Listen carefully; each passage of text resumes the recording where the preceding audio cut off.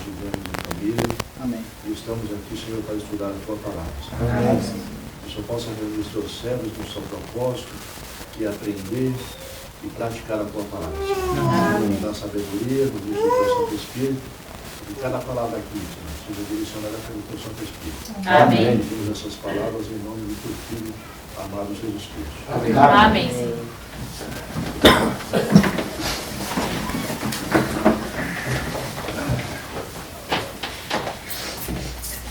Qual é o capítulo? 20? Terceira tentação.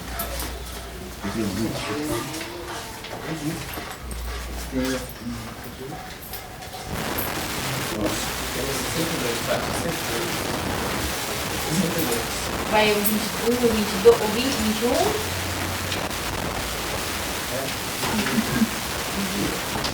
A terceira tentação. Todo mundo vai perguntar.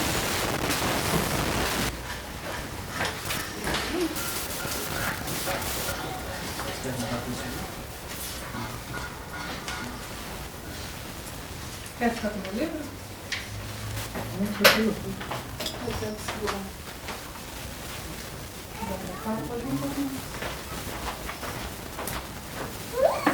Tomar cuidado também na ponta que não cai, tá? Satanás viu que ele não prevaleceu em nada contra Cristo em sua segunda grande tentação.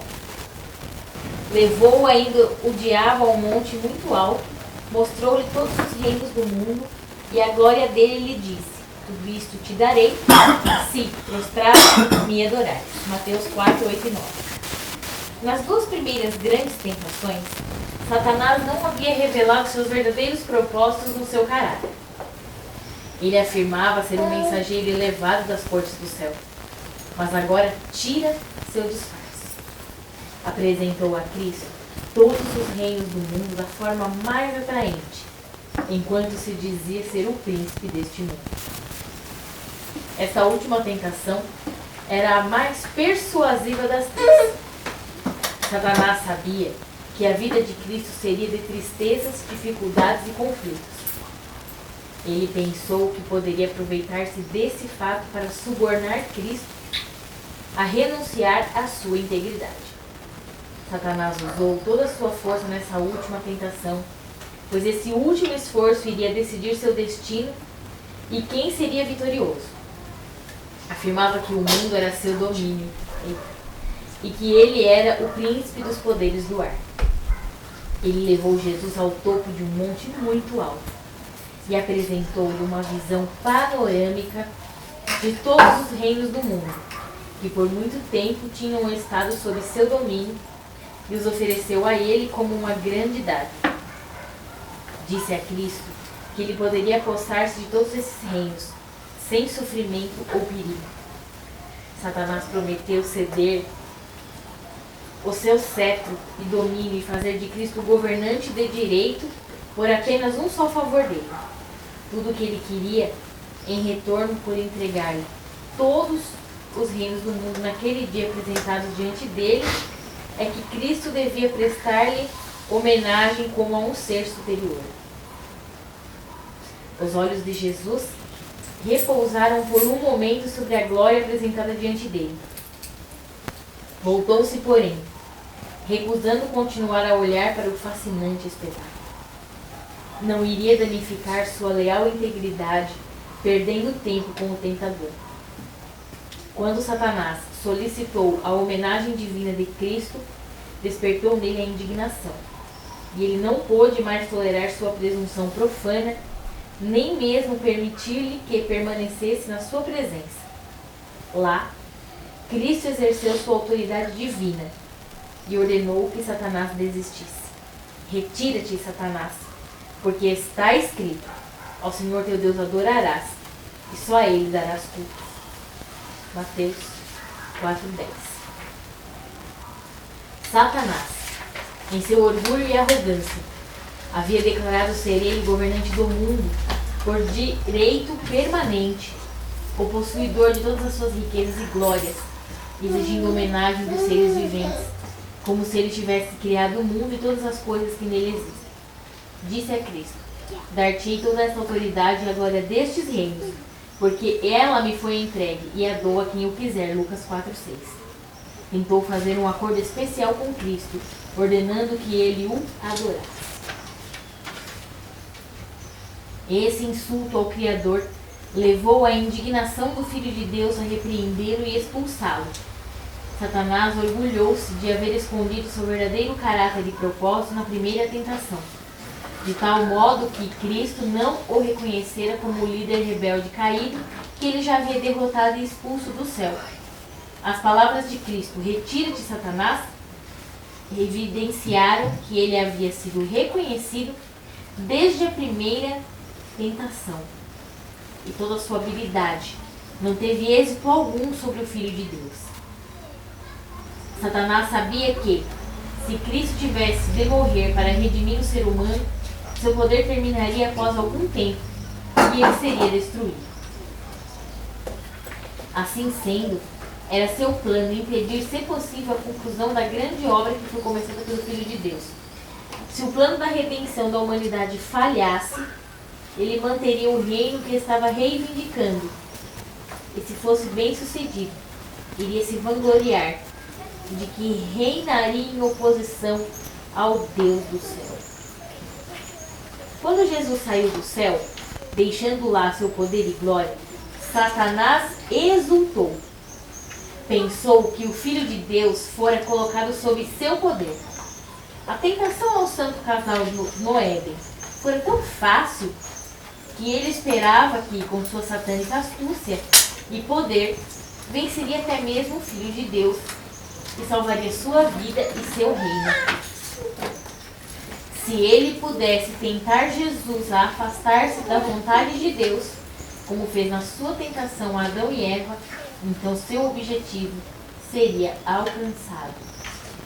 Estava prestes a vir o tempo em que Jesus resgataria o que estava na posse de Satanás, dando sua vida e, depois de algum tempo, tudo no céu e na terra se submeteria a ele. Foi fiel.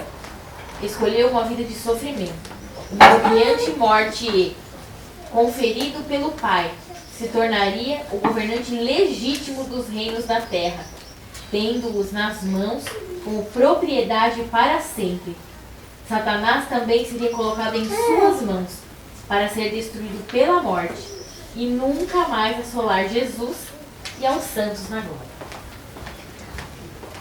Disse Jesus a esse vil inimigo: retira-te, Satanás, porque está escrito: ao Senhor teu Deus adorarás e só a ele darás culto. Mateus 4:10. Satanás havia desafiado Cristo a mostrar-lhe a evidência de que ele era o Filho de Deus e agora tinha a prova que pedira. Foi levado a obedecer à ordem divina. Foi repelido e silenciado. Não teve poder para resistir à sólida recusa. Foi repelido instantaneamente, sem uma palavra de resistência, desistindo e deixando o Redentor do mundo. A presença odiosa de Satanás foi afastada. A luta estava terminada, com o inexprimível sofrimento. A vitória de Cristo no deserto foi tão completa como havia sido a queda de Adão. Por um tempo, ele se livrou da presença de seu poderoso adversário e de suas legiões de anjos. Capítulo 21. Término da tentação de Cristo. Depois de Satanás haver terminado suas tentações, deixou Jesus por um tempo. O inimigo foi derrotado, mas o conflito havia sido longo e excessiva a prova, e Cristo estava exausto e fraco. Caiu ao chão, como se fosse morrer. Anjos do céu, que se haviam curvado diante dele nas cortes reais, e que com intenso e doloroso interesse presenciaram o terrível confronto e como ele enfrentou a Satanás, agora vieram para servi-lo, prepararam-lhe alimento e o fortaleceram, pois ele estava como um morto. Os anjos estavam cheios de espanto e admiração ao acompanhar os inexprimíveis sofrimentos do Redentor do mundo, a fim de obter a redenção da humanidade. Aquele que era igual a Deus nas cortes reais. Estava diante deles enfraquecido pelo jejum de aproximadamente 6 semanas.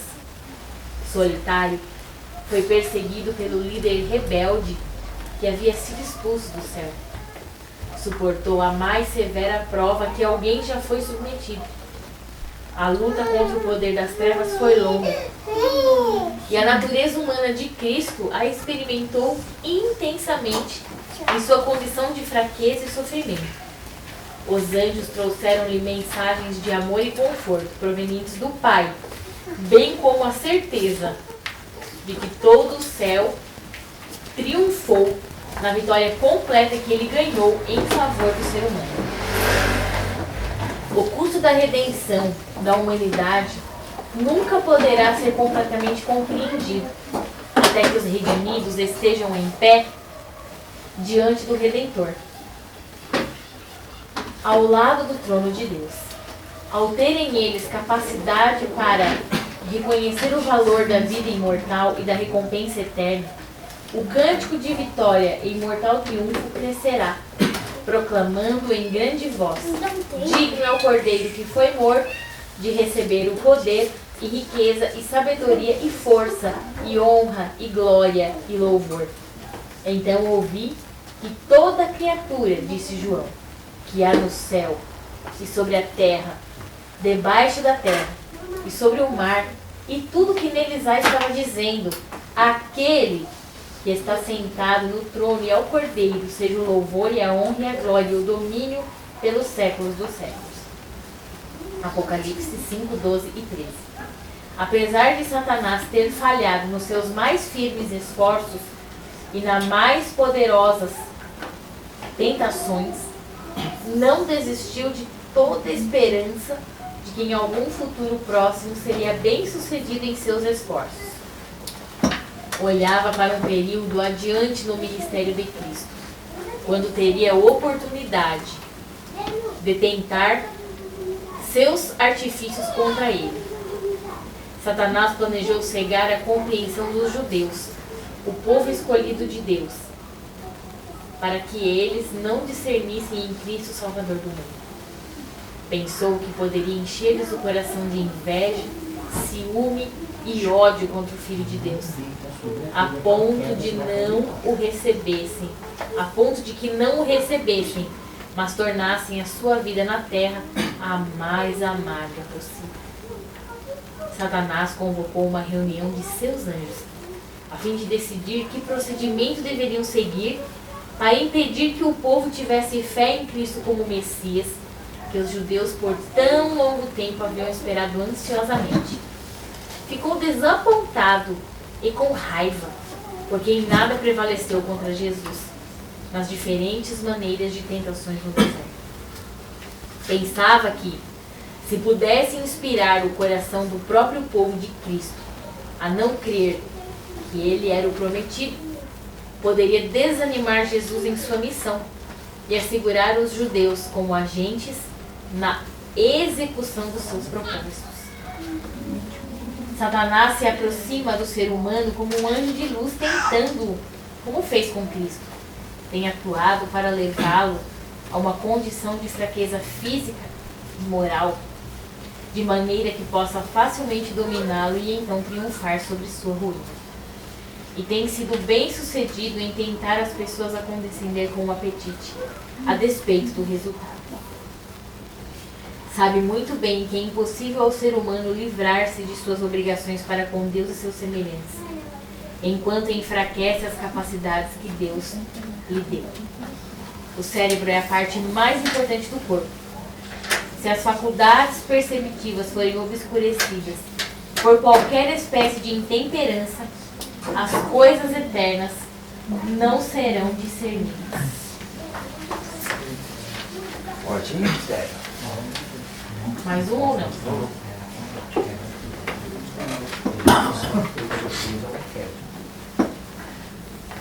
Comentários agora? Vai ler mais um? Não. Não. Eu acho interessante que em todos os escritos dela, ela bate essa questão da alimentação. Se o ser humano cair na questão da alimentação, ele perde o discernimento de toda a questão da salvação. E ela bate de firme em todos os escritos dela. Vê o tamanho da importância que tem a alimentação nas Exatamente. nossas vidas. Será que foi mera, assim, posso dizer, vontade dela?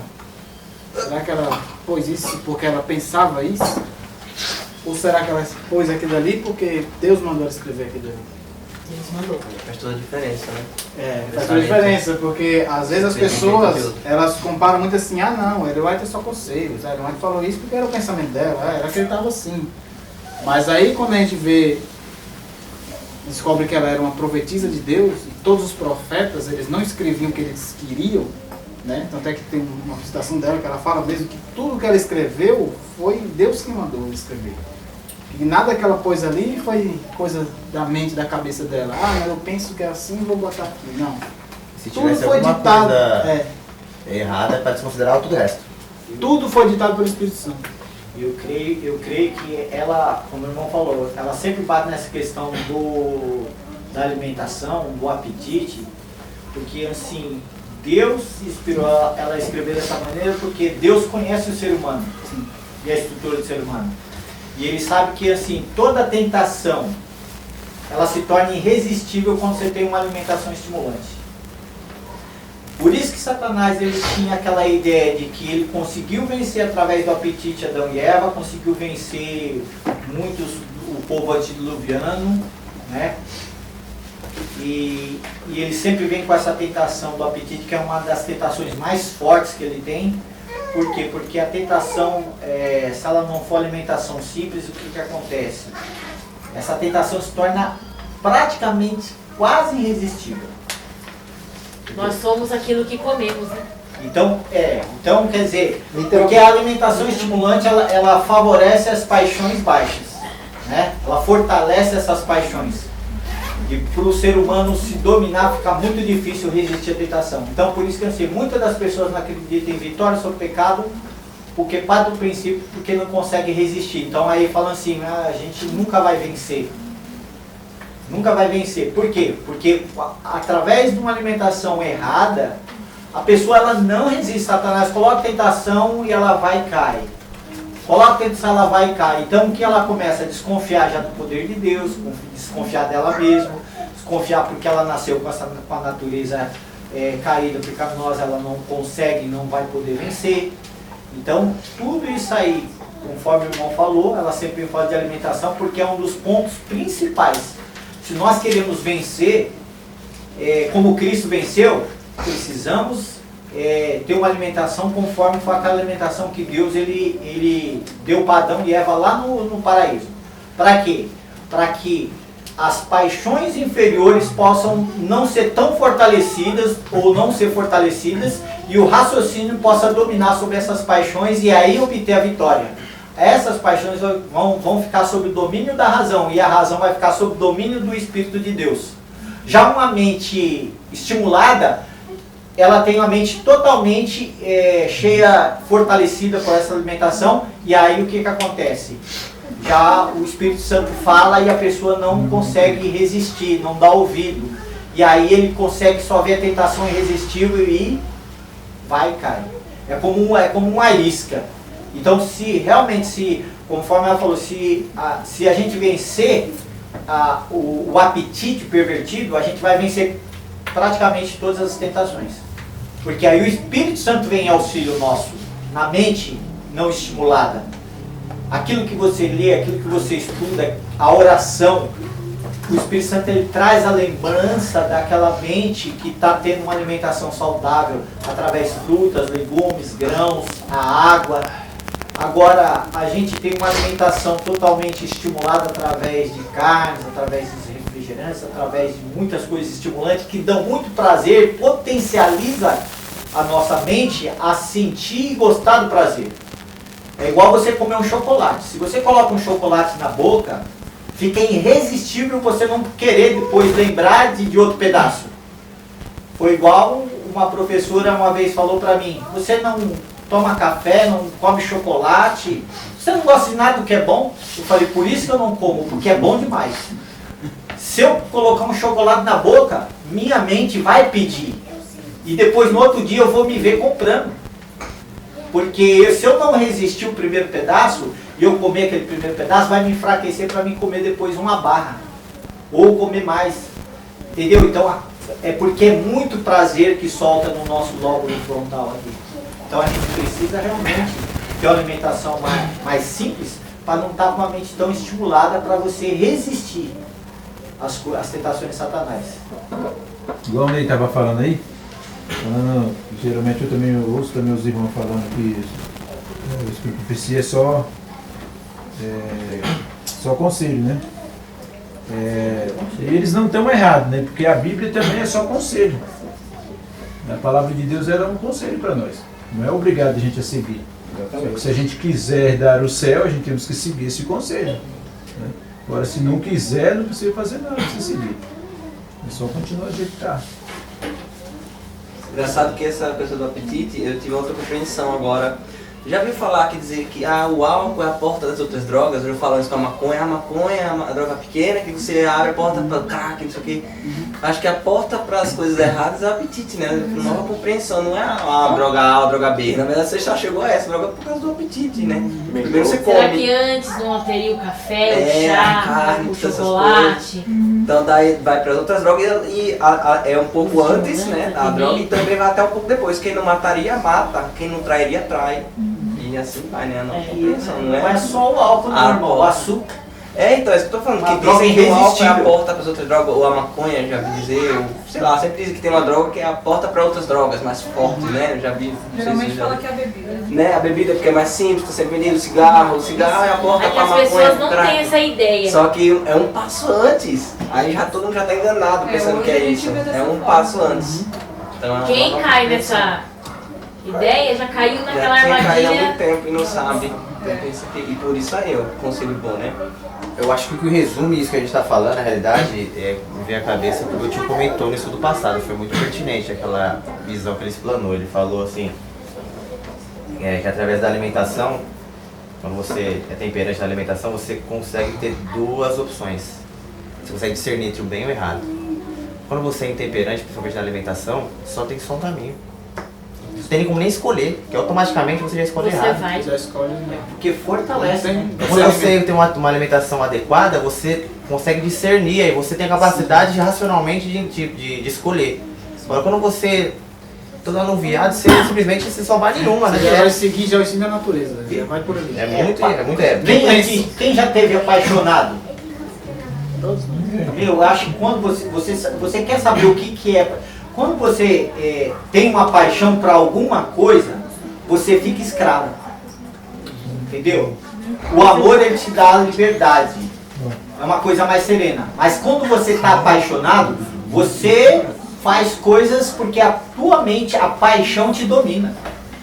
Entendeu? A gente tem que entender esse negócio da paixão. Ela realmente, como o Guilherme falou, ele tira a escolha. A paixão tira a escolha que você tem. Tira a sua liberdade de escolher. Porque você, quando você está apaixonado e é forte, o que se faz? A pessoa até se anula por causa da outra. Vou ler um texto aqui para dar força para os irmãos já entrarem nesse assunto. Entraram no último capítulo aqui, é o último texto aqui, ó, do último capítulo que nós lemos. Vamos assim comentar ponto por ponto para ver aqui onde nós se encaixa. Satanás se aproxima do homem como um anjo de luz, tentando como fez com Cristo. O último capítulo. E o último parágrafo. Sim, sim. Tem atuado para levar o homem a uma condição de fraqueza física e moral, de maneira que possa facilmente dominá-lo e então triunfá-lo sobre sua ruína. E tem sido bem sucedido em tentar o homem a condescender com apetite a despeito do resultado. Sabe muito bem que é impossível ao homem desincumbir-se de suas obrigações para com Deus e seu semelhante, enquanto enfraquece as faculdades que Deus lhe deu. O cérebro é a capital do corpo. Se a faculdade perceptível for entorpecida por qualquer espécie de intemperança, qualquer espécie, entra tudo aqui, as coisas eternas não serão discernidas. Então, irmãos, infelizmente, a maioria de nós cristãos não estão discernindo as coisas espirituais e não ama a Deus e não ama o próximo. Fala aqui, ó. Sabe muito bem, Satanás, que é impossível o homem desincumbir-se das suas obrigações para com Deus e o semelhante. Então a pessoa que é intemperante, ela diz que ama a Deus e ama o próximo. Esse discurso é bem grande dentro do cristianismo. Nós tem que amar, mano. O importante é amar. As pessoas não estão amando. É mentira. Se elas não estão vendo, se elas são intemperantes, são mentirosos. Não estão sendo, não amam. É aquele amor hippie que se inventa, que sentou na igreja. O amor hippie é passar a mão na cabeça e faz aquele coisa assim, tudo pode. Faz amor, irmão, tudo pode. Fez alguma coisa errada, os hippies passam por cima. Não pode fumar maconha, sexo livre, pode. Os hippies trouxeram na década de 50 essa ideia, né? Que tudo pode, não tem? Tudo da lei, sociedade alternativa. É esse amor que entrou na igreja. Mas aqui fala, ó, é impossível. Por isso que o último ataque de Satanás será contra o testemunho. Porque, irmão, anulando o espírito de profecia, onde é que você vai ver isso claramente na Bíblia, assim? Tá lá dentro da Bíblia, mas claramente não tá. Porque é impossível aqueles que são intemperantes herdar a salvação. Não tá claro. Aí a irmã Ati deixa claro. Por isso que aí vem o significado lá do deserto da tentação, com Jesus, e também lá os israelitas na Canaã terrestre, quando Deus falou para eles, tire essa alimentação. Porque ele queria que eles entrassem na Canaã terrestre. Aí fica claro. Então, não tem jeito, não vem com sapateio não, que quem é intemperante não ama a Deus sobre todas as coisas, não ama o próximo. Não interessante aí, irmão, que você falou, que aqui no começo, aqui no meio do texto, né, diz assim que Satanás foi bem sucedido, né, em tentar o homem conceder com apetite. É interessante que ele foi tão bem sucedido, assim, nessa área do apetite, que as pessoas estão indo em rios, né, um monte de gente. E as pessoas começam a alimentar de formas inadequadas, que chega até a atingir a mente da gente, né? E atingindo a mente da gente, a gente não consegue discernir o que é santo, o que é profano, né? Aqui fala que não consegue discernir as coisas eternas. Exatamente. Não sabe o plano então, não tem discernimento espiritual, né? Sincero. E isso nós estamos vendo claramente em nossos dias, né? Claramente nós estamos vendo aí, não vou falar do mundo secular, né? Mas nós vemos as pedras clamando na televisão, as coisas que estão acontecendo por causa de apetites, né? De tudo que é jeito, né? E infelizmente, isso está em nosso meio, né? Está acontecendo isso, mas infelizmente que muitos até podem ver esse texto, mas eu não sei o que passa na cabeça deles, que eles não absorvem isso e não serve como alerta na vida deles, né? Misericórdia. Interessante, irmãos, também, só quero só compartilhar minha linha de raciocínio, é que devido a tudo isso daí, cada geração que surge fica mais fraca que a anterior. Porque, vamos supor, eu estou aqui, vivo de um jeito, os irmãos vivem de um jeito. Aí os irmãos passam para os seus filhos o jeito que vivem. Aí os filhos fazem o que os pais fazem. Se o pai ele não leva a sério esses princípios, né, vindos de Deus, os filhos também não vão levar a sério. E a tendência é eles piorarem mais ainda. Mais ainda. Isso é fato, isso não é invenção, isso é fato. Você pode ver no decorrer da história da humanidade, tanto na Bíblia como nos livros históricos. As gerações, a cada época, né? Cada geração que surge mais fraca que a anterior. Mais fraca fisicamente, mais fraca intelectualmente, mais fraca moralmente. Vocês podem ver, assim, quem é adventista há muitos anos, sabe como era o comportamento de muitos de nós, muitos da igreja. Hoje muitos jovens não têm esse senso de espiritualidade, esse senso de amor a Deus, de reverência, de bom testemunho. Né? Não, eu sou um filho de Deus, eu sou um cristão, eu tenho que dar um bom testemunho na escola, eu tenho que dar um bom testemunho na rua. Né? Então, assim, você vê poucos fazendo isso. Né? Por quê? Porque começou a queda da espiritualidade, começou caindo, chegou neles, e se o Senhor Jesus Cristo não voltar, a geração que vai vir depois deles vai ser pior. tá caminhando para isso, entendeu? É aquela coisa, né? É descer ladeira abaixo, né? Não tem como, não tá desenfreado, não tem como parar. Só Deus pode parar, porque por nós mesmos vai ser muito difícil, né? Então nós temos que clamar a Deus a cada dia, né? Para que Deus faça um milagre, para que Deus faça, porque senão, quando eu falo faça um milagre, não é restaurar a saúde da pessoa, não, tentar desanuviar a mente, assim como fez com Paulo, sabe Paulo, quando Deus teve que agir, porque senão Paulo ia continuar matando, né? Parece que era a alegria dele, né? A alegria dele era sair matando gente, né? Entendeu? Porque era a mentalidade dele. Era a mentalidade dele, achando que estava fazendo a vontade de Deus, vou matar. Saulo na época, não era nem Paulo, era Saulo. E aí Jesus teve que intervir ali, para que ele acordasse. Sabe? Eu acredito que nós temos que orar para que Jesus faça isso, né? Intervir, para acorda meu filho, acorda minha filha, o que você está fazendo? Porque a tendência é não ter freio. Né? Quero ler um texto aqui, acima disso que a gente está falando, é o parágrafo acima, que é Satanás convocou a reunião, que é justamente o que acontece quando a gente acaba condescendendo aqui, que é impossível, né? Porque você lá embaixo diz que é possível o humano livrar-se de suas obrigações para com Deus, né? É possível fazer.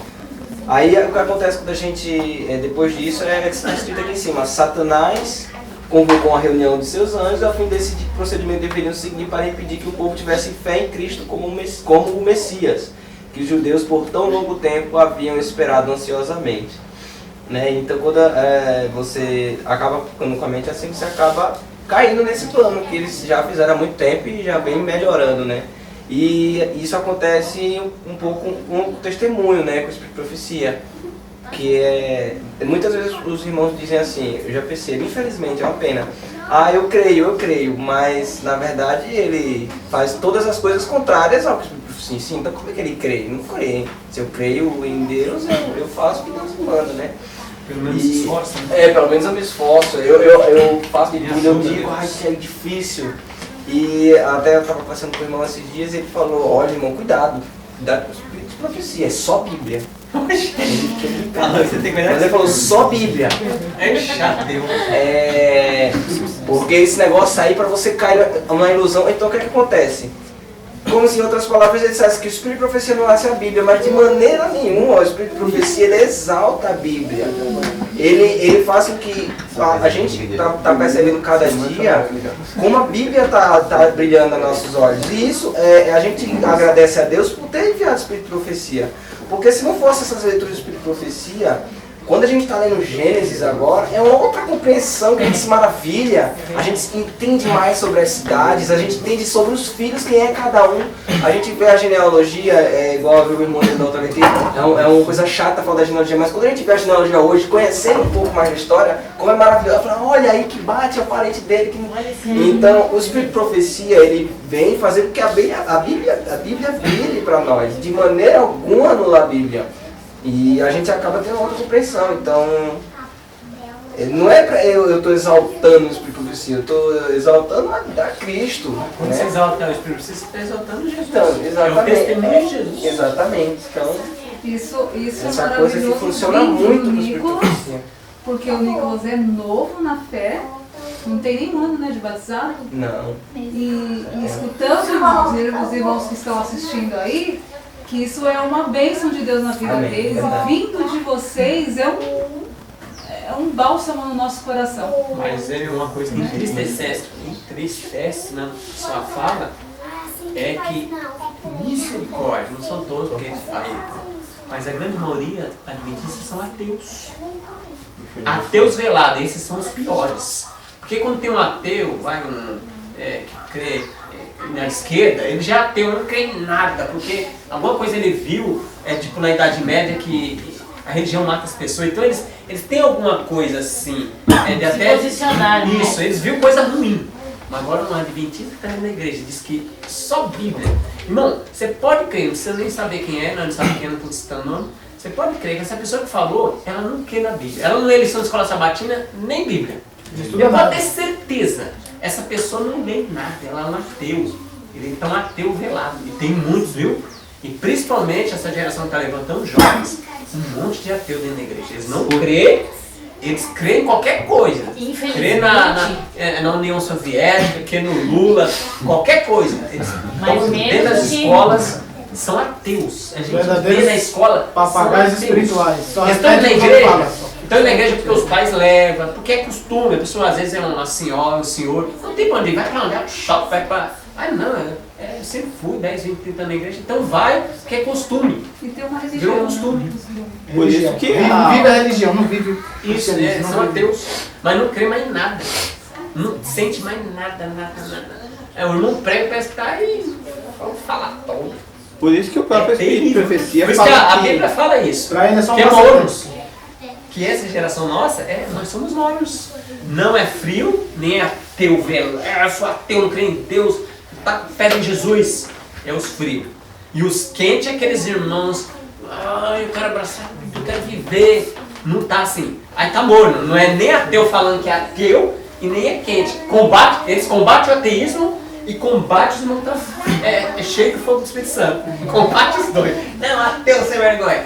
O outro fanático sem vergonha. Eles estão no meio. É morno. Misericórdia. Só por Deus. E fala, irmão, que é impossível. Irmão, nós temos que crer nisso aqui, cara. É impossível a pessoa compreender o que é salvação se é intemperante. É impossível. E aí a gente percebe o quê? A gente percebe o quê? Esse texto que o irmão leu aí, né? Satanás convocou ali os anjos e tal para ver o que eles poderiam fazer, né, contra Cristo, né? Ou seja, ele preparou, do mesmo modo que Deus, né, enviou João Batista, enviou os profetas, preparando o caminho para Cristo, para o Messias receber. Satanás também estava trabalhando, estava preparando ali com seus agentes, né, anuviando a mente do povo, fazendo o povo ser intemperante, comer o que não presta e tal, para não ter discernimento, para não discernir, não conseguir estudar as escrituras para entender e enxergar o Messias, né?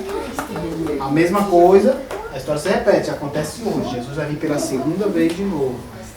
Deus está levantando seus servos para poder preparar o povo para a segunda vinda de Jesus. Satanás também está levantando os seus para poder atrapalhar, enganar o povo, né? Para o povo não perceber a segunda vinda de Jesus. Despreparar o povo, né? Tirar o povo do verdadeiro foco. Jesus estava voltando. Não, Jesus não, estou há 30 anos ouvindo Jesus vai voltar, Jesus não volta. E aí, vai enrolando, até que o povo cai na intemperança, cai em todo tipo de pecado, não estuda, não analisa as escrituras, até que acontece o quê? Jesus vem, a pessoa o que aconteceu, não sei, não está preparada, mas o que aconteceu corre. Gostaria de fazer uma leitura que não é desse assunto propriamente, está na página 48 do Novo, do 20, terceira tentação. Segundo parágrafo? É o terceiro parágrafo. Quando Jesus... Terceiro parágrafo. Terceira tentação? É. Quando Jesus saiu do céu. Capítulo 20. Mais ou menos no meio. Ah, então não está não. 64. Aqui, pelo menos aqui está 64. É 64. É o final de 64. Lá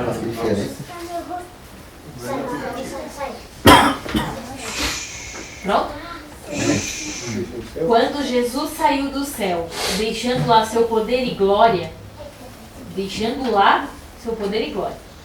Satanás fez o quê? Exultou, se alegrou, pensou que o Filho de Deus fora colocado sob seu poder. A tentação ao santo casal fora tão fácil que ele esperava que com sua satânica astúcia e poder venceria até mesmo o Filho de Deus e salvaria sua vida e seu reino.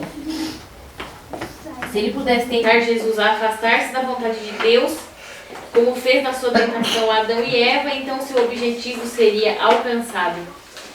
Quando ele viu como Jesus viria, ele ficou contente, porque ele pensou, se eu derrubei o casal naquela esfera santificada, sem nenhuma mancha do pecado, sem nenhuma mancha da rebelião, eu consegui derrubá-los, derrotá-los, eu vou conseguir derrotar a Jesus.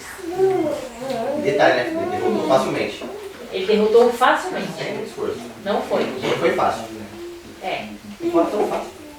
E ele pensou nessas condições em que ele veio. Na atual conjuntura do mundo naquela época, 4.000 anos de pecado. Ele pensou que... Então ele pensou que seria muito mais fácil, porque Jesus estava fraco, Jesus estava ali com muito tempo sem comer, sem beber água, desfigurado. Né? Nós vimos em outros capítulos que ele até argumentou essa questão. Olha, você não é Jesus, você é Satanás. Né? Queria fazer Jesus pensar de toda forma isso. Então ele viu que a coisa não estava bem. Então eu pergunto, né? Adão e Eva caíram lá no paraíso sem pecado. E Jesus venceu no deserto.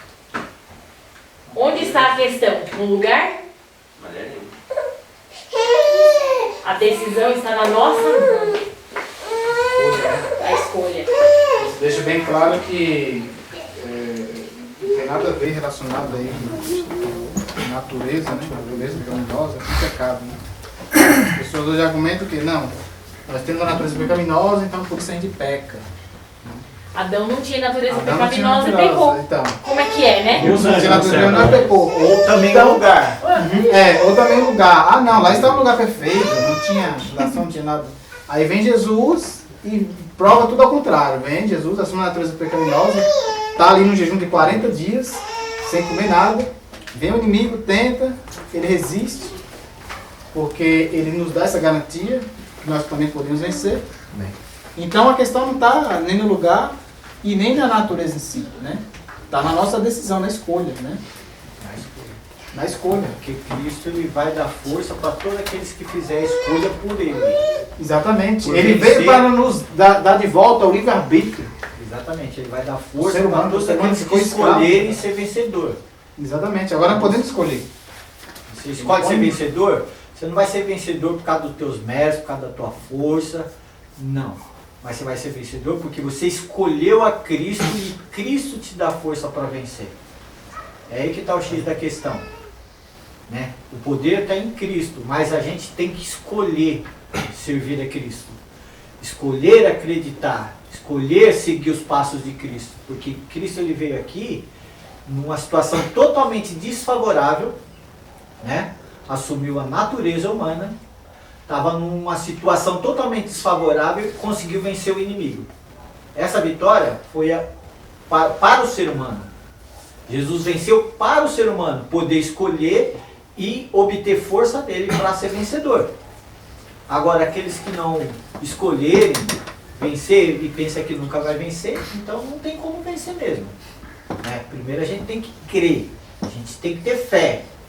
Ah, mas é uma coisa impossível. Humanamente, para o ser humano é impossível. Mas a gente tem que unir a nossa fraqueza à força divina. Ao poder de Deus. Por acaso há alguma coisa impossível para Deus? Não há. Agora você une a sua fraqueza com a força dele, aí você consegue ser vencedor. Pelo poder, porque você escolheu se colocar diante de Deus. Você escolheu o vencedor, que é Cristo. Colocar sua vontade a dele, né? É por isso que o irmão falou, o Alexandre falou, faz todo sentido, né? Existem adventistas ateus, né?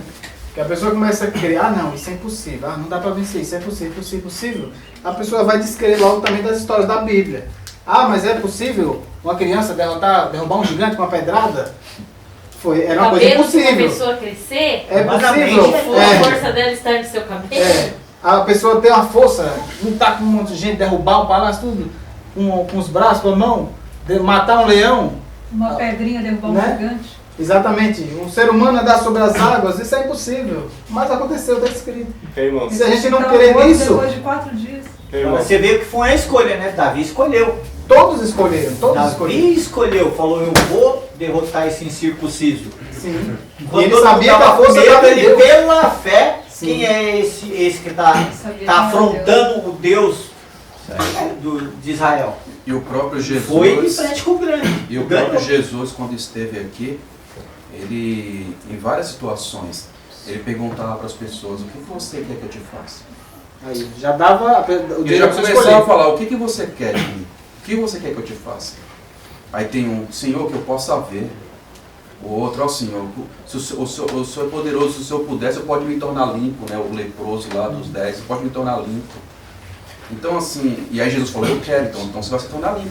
Mas isso mostra, irmãos, é o poder da vontade, né? O que o ser humano tem a oferecer para que a salvação dele, da situação do pecado e a libertação dele, né, em qualquer situação, a única coisa que o ser humano tem a oferecer é a vontade. Eu quero ser livre, eu quero ser liberto, eu quero ser curado, eu quero ser transformado. Né? Porque por si só ele não vai fazer mesmo, por mais que ele tente, ele nunca vai conseguir a vitória.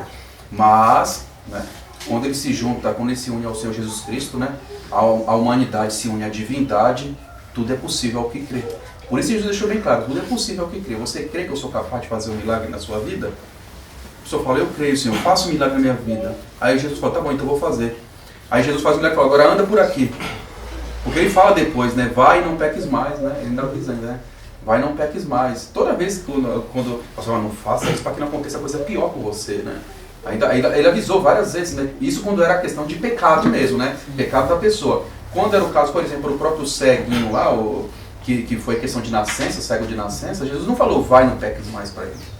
Ele falou assim, ó, sua fé te salvou, sua fé te curou, né? E isso depende tudo de um contexto, mas o que importa, o que eu percebi, é a vontade da pessoa em alcançar o favor divino, né? O irmão falou uma coisa muito interessante, né? A única coisa que a gente tem a oferecer é a vontade. Certo? E a gente, lendo isso aqui, esses relatos, pelo menos eu assimilei desde quando a gente começou o livro até aqui, a gente percebe que o que Satanás quer atacar é justamente isso, é neutralizar essa única decisão que a gente tem, né? O poder da escolha.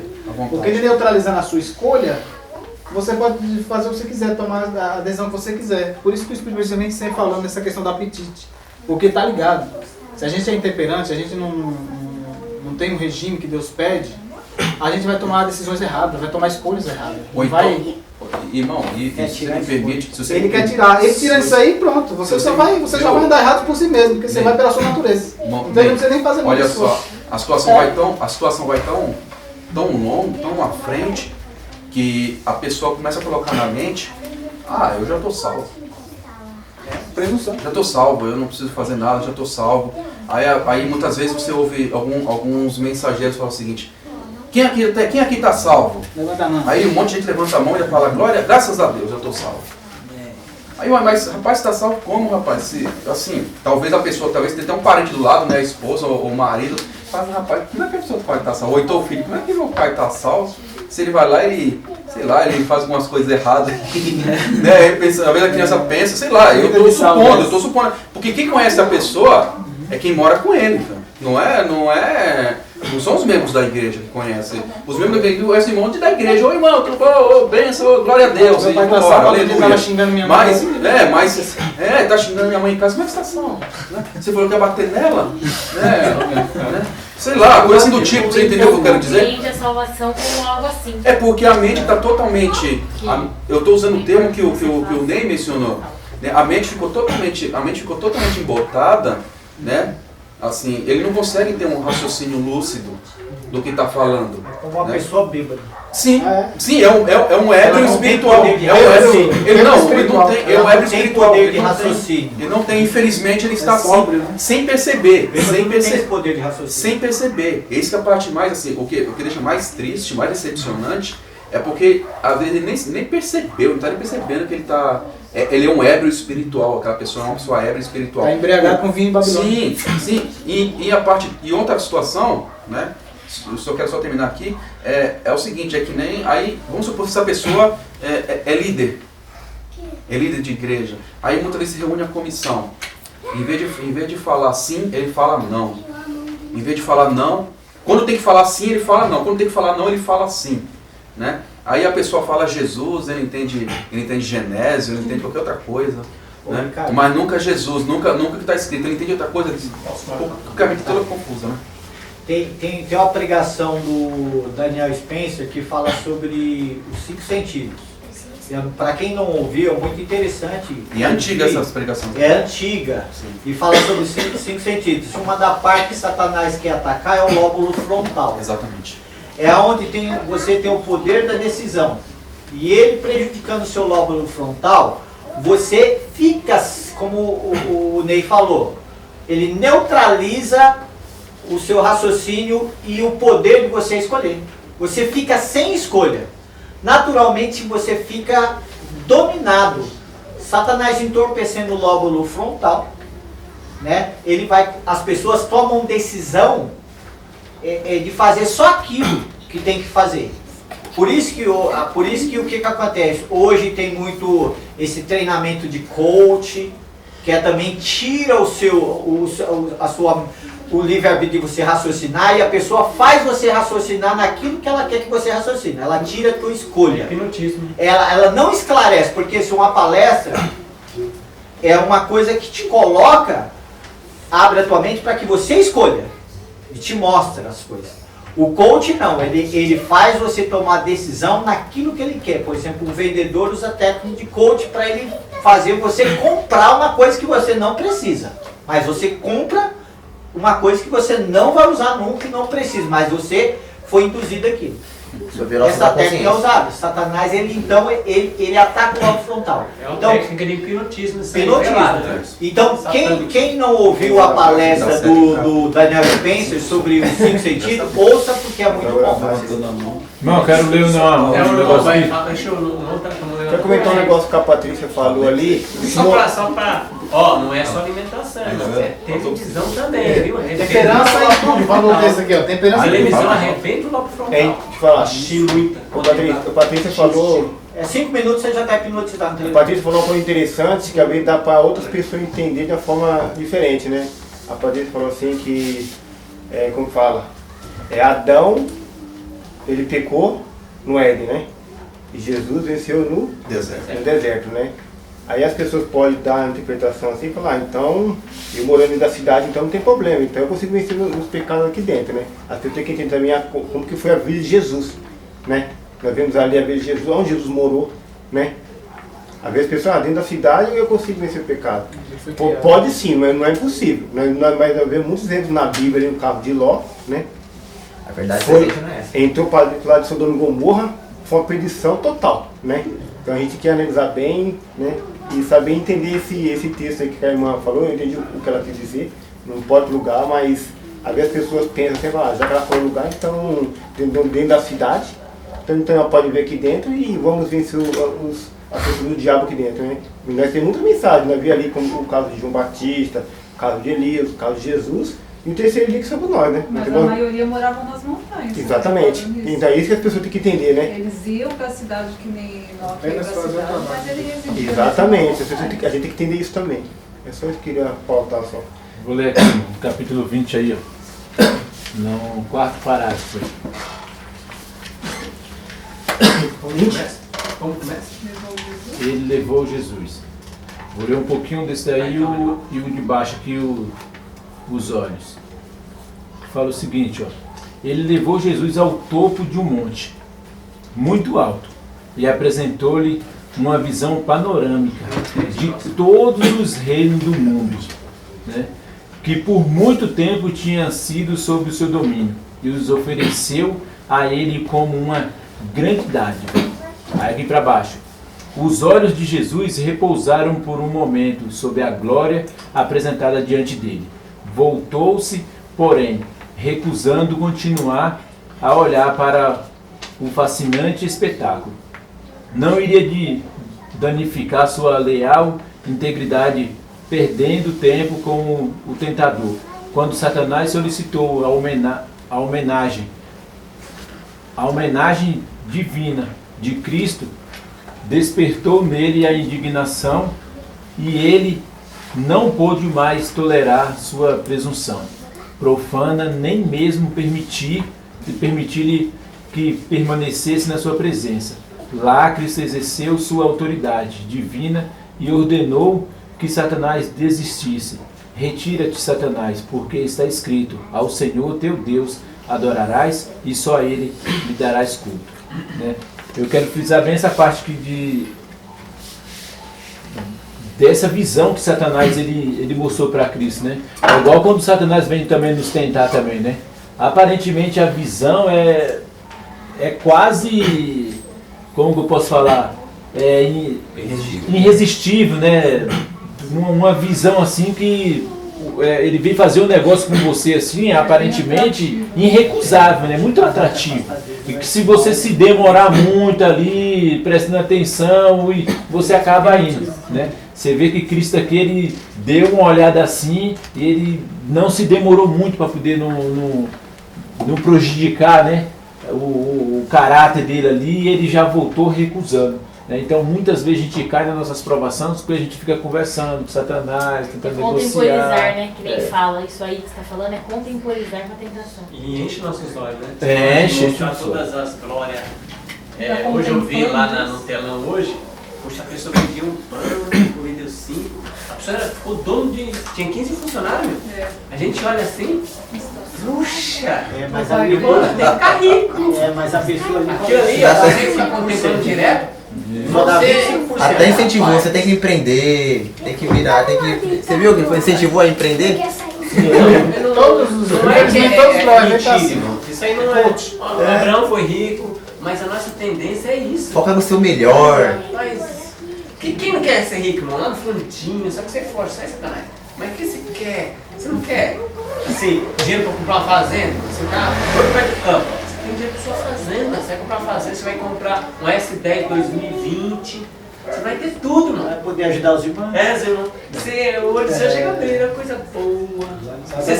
Aí o que Jesus falou não, nós falamos, sim, Satanás, só uma dobradinha, só uma joelhadinha. Só com o joelho, só. Mas ficou pensando na estação do Nabucodonosor. É só uma reconhecimento imagem lá que os superior. três estão em pé e tem gente assim, ó, com o joelho no chão e puxando as calças dos meninos embaixo. Vocês acham que Satanás vai vir tentar algum de nós aqui pedindo para nós trabalhar o mês todo por R$10? Ninguém vai aceitar uma proposta dessa, né? Então as propostas que Satanás traz, eles são bem convincentes mesmo, né? Ele usa até coisas espirituais. Personalizadas, né? Se a gente pensar, se a gente ficar pensando e repetindo, a gente vai. Aquela questão de Daniel, quando foi pedido para eles se prostrarem diante da estátua, você acha que ali no meio do povo, que tinha o povo de Deus, não só eles, não falou assim, não, eu vou me prostrar, mas meu coração é de Jesus. Você acha que não teve? Não, só vou coisa aqui. Alguém disfarçou. Alguém não. Foi amarrar o sapato, sai meu chinelo.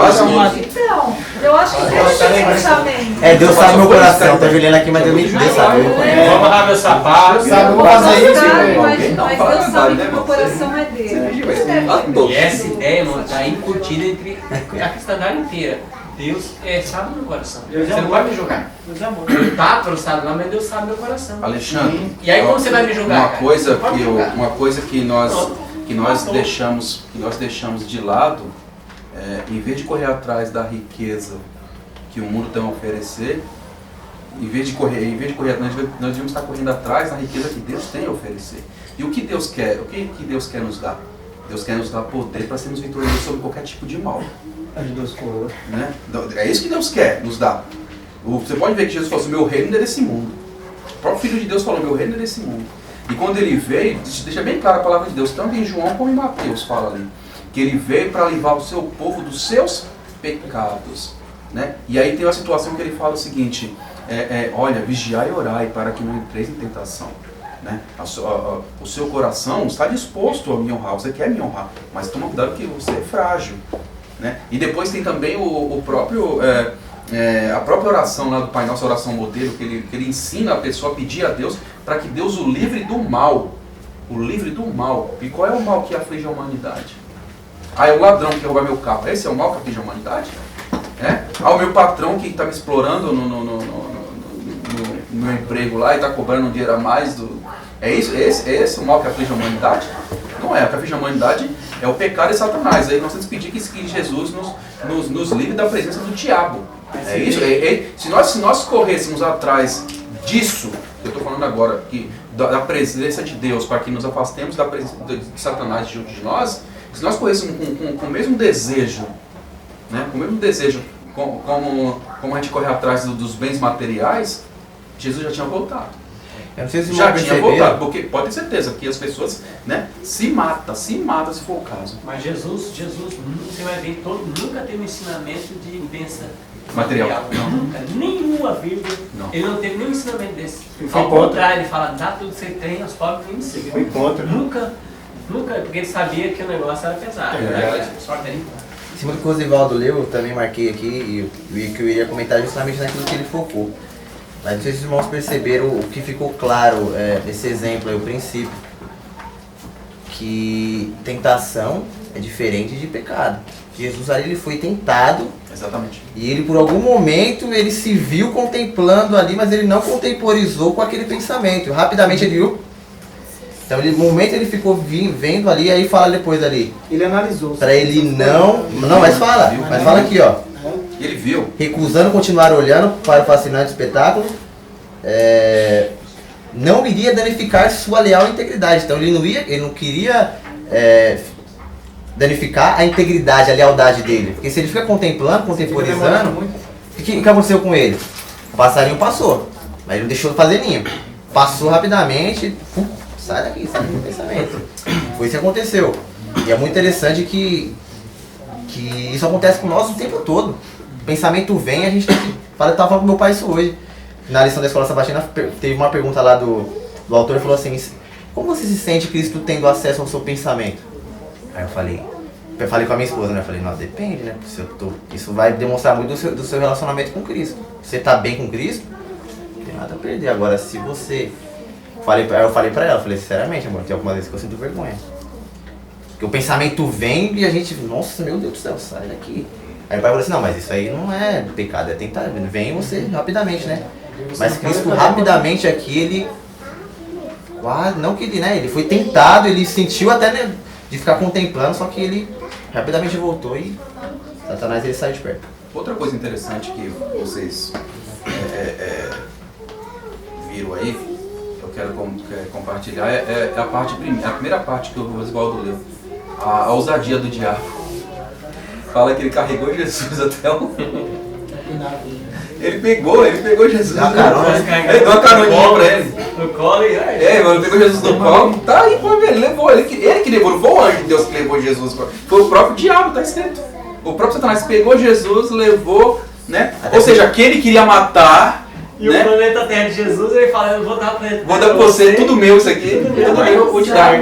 Olha a ousadia. Né? Não, o dono, quem é o dono realmente, você olha, eu vou dar pra você, porque você é o dono, eu vou dar pra você, porque olha a loucura, né? E pra você ver, pra tentar ludibriar a mente do Filho de Deus. E não é isso que ele faz conosco. Nós temos um direito, né? Porque o Filho de Deus já morreu por nós, já fez de tudo por nós, ainda faz por nós, ainda faz em nós, e ele quer fazer com que nós não creiamos no que Cristo pode fazer por nós. Outra coisa interessante também, que no texto ali que o Alexandre leu, no princípio do texto ali, fala que Satanás do 21, último texto. É só o começo. Voltou lá, vamos lá. Só o textinho no começo fala falando na mesma linha aqui. Satanás se aproxima do ser humano como um anjo de luz, tentando como fez com Cristo, né? Ou seja, Satanás ele vai vir como um anjo de luz também. Como que a gente pode dizer isso hoje? Vai vir com coisas boas, entendeu? Com coisas, eu vou te dar um cargo bom se você fizer tal coisa, né? Você vem, vamos trabalhar para Deus só, você faz isso. Ele joga coisas boas, mas mistura com coisa ruim, mistura, né? A verdade com a mentira, né? Então, ele não vai vir assim, aparecer com aquele, a gente vê, né? Aquele demônio e tal, com chifre assim, ele querer... Ele não mostra a realidade, só fantasia. Ele é sutil, né? Se ele chegou em Cristo, né?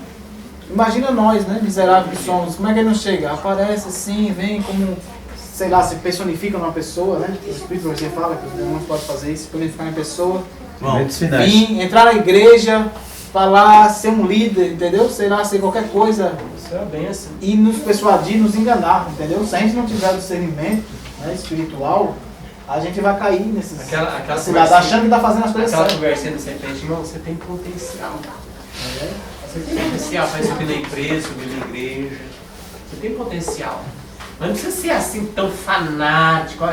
Tão fanático. Como falou aí, só Isso Bíblia, é tá bom, só direto. Bíblia. Não precisa citar nome. Nós cai nisso aí. Deve ter sido a mesma coisa com os 3 jovens, né? Vocês são... Deve ter sido a mesma coisa com os 3 jovens. Lembra, Daniel? Tu pode interpretar. Ô meninos, baixa. Só tu Você pode. tem futuro, garoto. Você tem futuro. Ney. Olha só, eu tô aqui ajoelhado. Você tem futuro, menino. Ué, não desperdice sua vida não, é só uma ajoelhadinha rápida e aí o rei vai te exaltar, porque você reconhece, né? E ninguém tá duvidando da sua fé. Quem tá duvidando da sua fé, rapaz? Eu sei que você crê em Jesus. Todo mundo sabe aqui. E você resvala, irmão, na tentação. Irmãos, ó, e aparentemente, vamos ser bem claros, e aparentemente não é uma coisa aparentemente lógica. Você sabe que você pode morrer ali. É só uma coisa, coisa vaga. Eu te conheço, rapaz, eu conheço você, meu querido. Todo mundo te conhece aqui, sabe que você é fiel. Então, é só rapidinho, ninguém vai sujar sua imagem, não. Pode, aparentemente, não sujar sua imagem com os homens, porque agradou os homens ali. Mas, e lá? Com o pai? É uma coisa que o próprio... E o José? E José? Eu jamais. Não tinha ninguém lá, só tinha ele e a mulher do Potifar. A mulher mais bonita do planeta. A mulher bonita lá caiu matando em cima do homem, não queria deixar o homem em paz, né? Cercava ele direto. E ele falava pra ele, ó, não, o faraó não vai saber não, senão ele me mata. Nós vamos esconder isso. Não, e outra ele mesmo falou, né, que ó, ele me falou assim, não, eu não posso fazer isso, o meu Senhor deixou tudo na minha mão, eu sou responsável por tudo. Nem a comida que eu mando fazer, ele não sabe, isso nem come. A única coisa que ele falou, a única coisa que eu tenho que ter respeito é o seguinte, você é esposa dele, que conversa é essa? Peraí, não é bem assim. E aí a mulher foi lá usada pelo diabo para querer forçar a barra com ele. E o que ele falou? Eu vou fazer uma coisa dessa, vou pecar contra o meu Deus, jamais. Ele pegou, ficou desesperado, saiu correndo e ela puxou a roupa dele, a túnica dele, ficou lá e depois daquele tumulto, ele preferiu ser injustiçado do que trair a Deus. Então, aí eu fico pensando, e ele era um jovem, ele não era um senhor, ele era um jovem, não era um homem maduro, ele era um jovem, um garoto, 17 anos. né, um garoto. E vamos ser bem claros, nessa idade, principalmente nas gerações de hoje, né, nessa idade, geralmente os mais jovens são muito insensatos e imaturos, infelizmente até no meio da igreja. Não, mas de hoje é só a mulher piscar o olho assim, menino já gruda nela, né? Ninguém soltar a bomba aqui. Só queria comentar no contexto que o Ney falou, existe uma citação no Mente, Caráter e Personalidade que eu estava lendo, volume 1, que diz que Satanás vê até se agrada quando as pessoas o pintam como demônio, Ser horrível, né? Imagem, porque elas ficam indiferentes quando ele se apresenta como anjo de luz. Sim, elas não conseguem diferir. Fala, coisa boa, então vou abraçar de Deus. Chega assim como uma pessoa bonita. E a primazia do engano é essa, você fazer sem perceber. Fala, nossa, aquele homem Qualquer um, Guilherme, que te manda virar as costas para a palavra de Deus, está sendo usado pelo diabo. Porque se ele está sendo usado por Deus, porque Deus me incentiva a me firmar na sua palavra. Quando eu falo a palavra de Deus, eu estou deixando bem claro que é Bíblia, Espírito e Profecia. Nós adventistas queremos isso. Qualquer homem, qualquer mulher que abrir a boca para chegar em você e falar o seguinte, que você não tem que seguir o que está escrito na palavra de Deus, ele está sendo usado pelo diabo. Mesmo sem perceber, mesmo sem ele perceber. Dá um passo para trás, pode, cara. Está sendo usado pelo diabo, Não, você pode dar passo para trás, não tem problema nenhum, só que vamos ver diante de Deus o que acontece. Se esse passo para... O que está acontecendo com esse passo para trás? Esse passo para trás espiritual. O passo para trás espiritual. Não fala, não pode crer, mas não fala. Não fala o que você crê, não. Falar dos apóstolos isso aí, lembra? Os apóstolos deram uma chibatada nas costas deles, deixaram preso, mas não solta, mas não fala mais desse homem não. Não fala mais disso. Pode ficar pra você, estuda você sozinho lá, que ele é o Messias, mas não fica falando que ele é o Messias. E que eles falaram, mas importa obedecer a Deus que os homens. Fala aí. Ô Nilton, você vai ler alguma coisa no contexto ainda? Não. Vou ler uma coisa aqui, uma citaçãozinha aqui.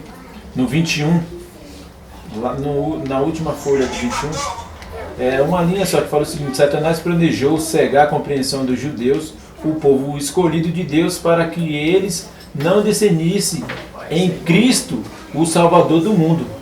Então, entra bem nesse contexto que os irmãos estavam falando aí, né? Você vê que Satanás ele já fez isso com os judeus, né? Para que não vissem em Cristo o Salvador do mundo. Agora você imagina a nossa época, né?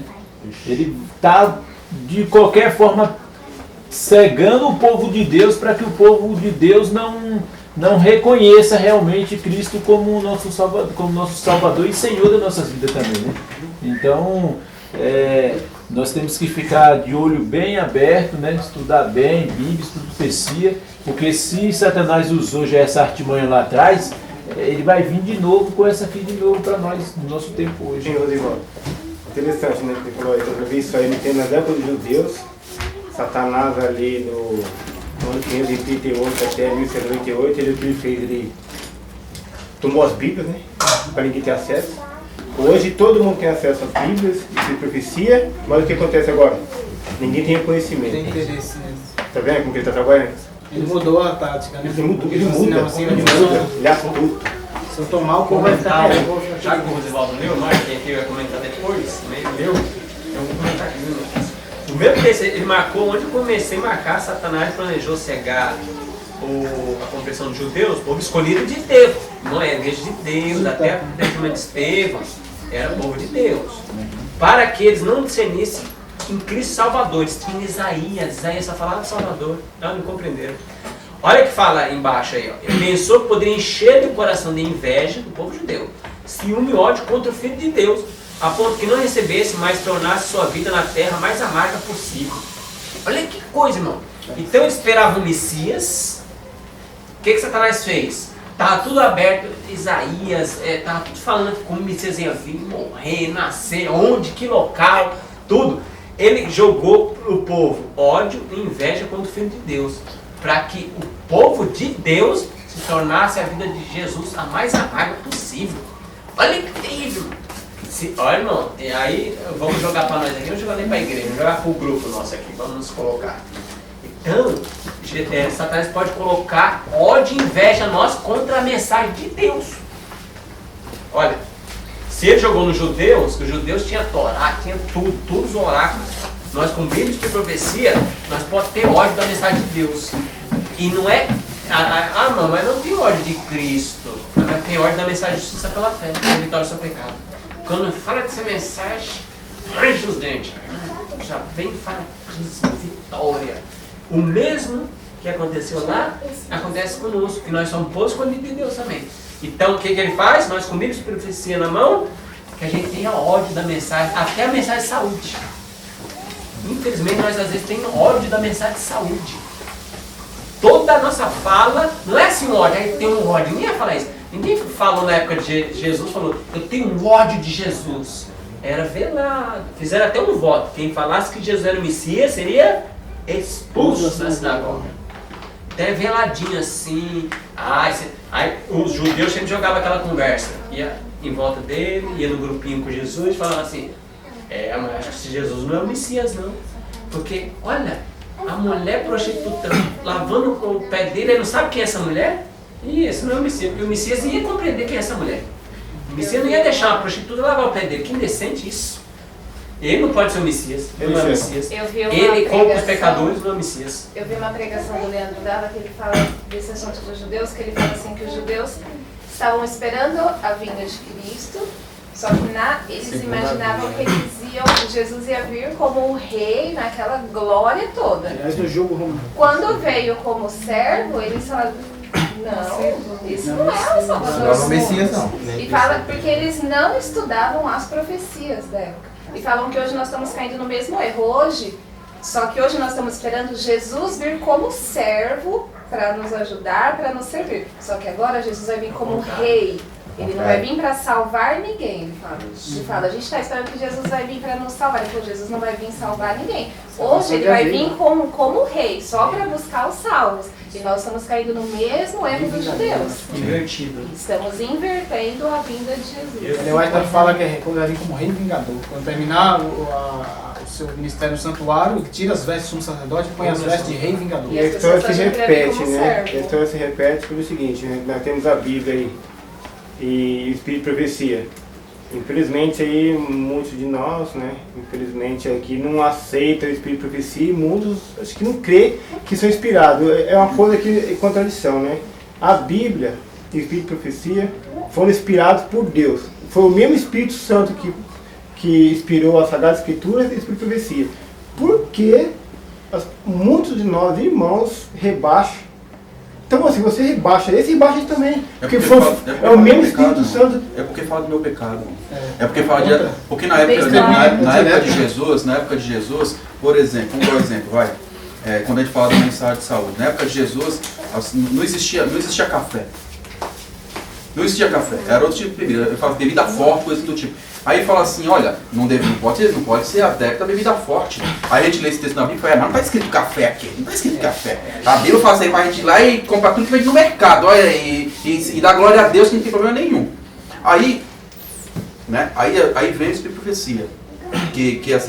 Onde Deus esmiuça as coisas, porque assim, as pessoas que tornaram pessoas assim, nós somos pessoas modernas. Quando eu falo modernas, falando que o mais recente, né, atuais, né, pessoas alimentos atuais. Modernos. Não, alimentos modernos, coisa assim do tipo. Não estou falando que nós somos pessoas modernas assim, de questão de pensamento, não é isso. Estou falando na questão de atualidade. Aí as pessoas são pessoas modernas, os alimentos são modernos, e aí surgiu o café. O café, que não é alimento. Ponto final. Não vamos entrar no contexto de café aqui. Quero só dar um exemplo. Aí, lá ela fala, consciência do regime alimentar, tomar café é pecado. Pronto. Deus mandou ela falar, tomar café é pecado. Ah, não. Ela tá falando, eu gosto. Só a Bíblia. Tá falando do meu pecado, falando do meu pecado. Só a Bíblia, porque a Bíblia não fala café. A Bíblia fala bebidas fortes. E o cafezinho eu tomo com leite, olha que delícia maravilhoso, pessoal. Você entendeu, pessoal? É sério, parece até cômico eu falar. Mas é o pensamento de algumas pessoas. Aí pega aquelas pesquisas equivocadas e fala, não, mas café faz bem pra isso. Faz bem pra isso. Passou no jornal. Passou no jornal. Assim, é por causa do meu pecado. Onde está na Bíblia Coca-Cola? Mostra o que está na Bíblia Coca-Cola. Isso. Você vê, a Bíblia deveria ser, nós podemos carregar uns 5 metros de altura. Para quando sabe todas essas palavras. Irmãos. Não sabe o princípio, tem que seguir o princípio. Outra coisa, né? Tá falando esse contexto aqui. Que nem assim, imagina só, né? Hoje a irmã White não está viva. Hoje as palavras dela estão vindo em nosso meio. Ela é uma profeta, está sendo rejeitada nos últimos dias, né? Nós sabemos que todos os profetas também que foram enviados para os seus tempos foram rejeitados também, né? A história está se repetindo, como aconteceu a vida inteira com todos os profetas, imensa diferença com a irmã, né? Isso aí.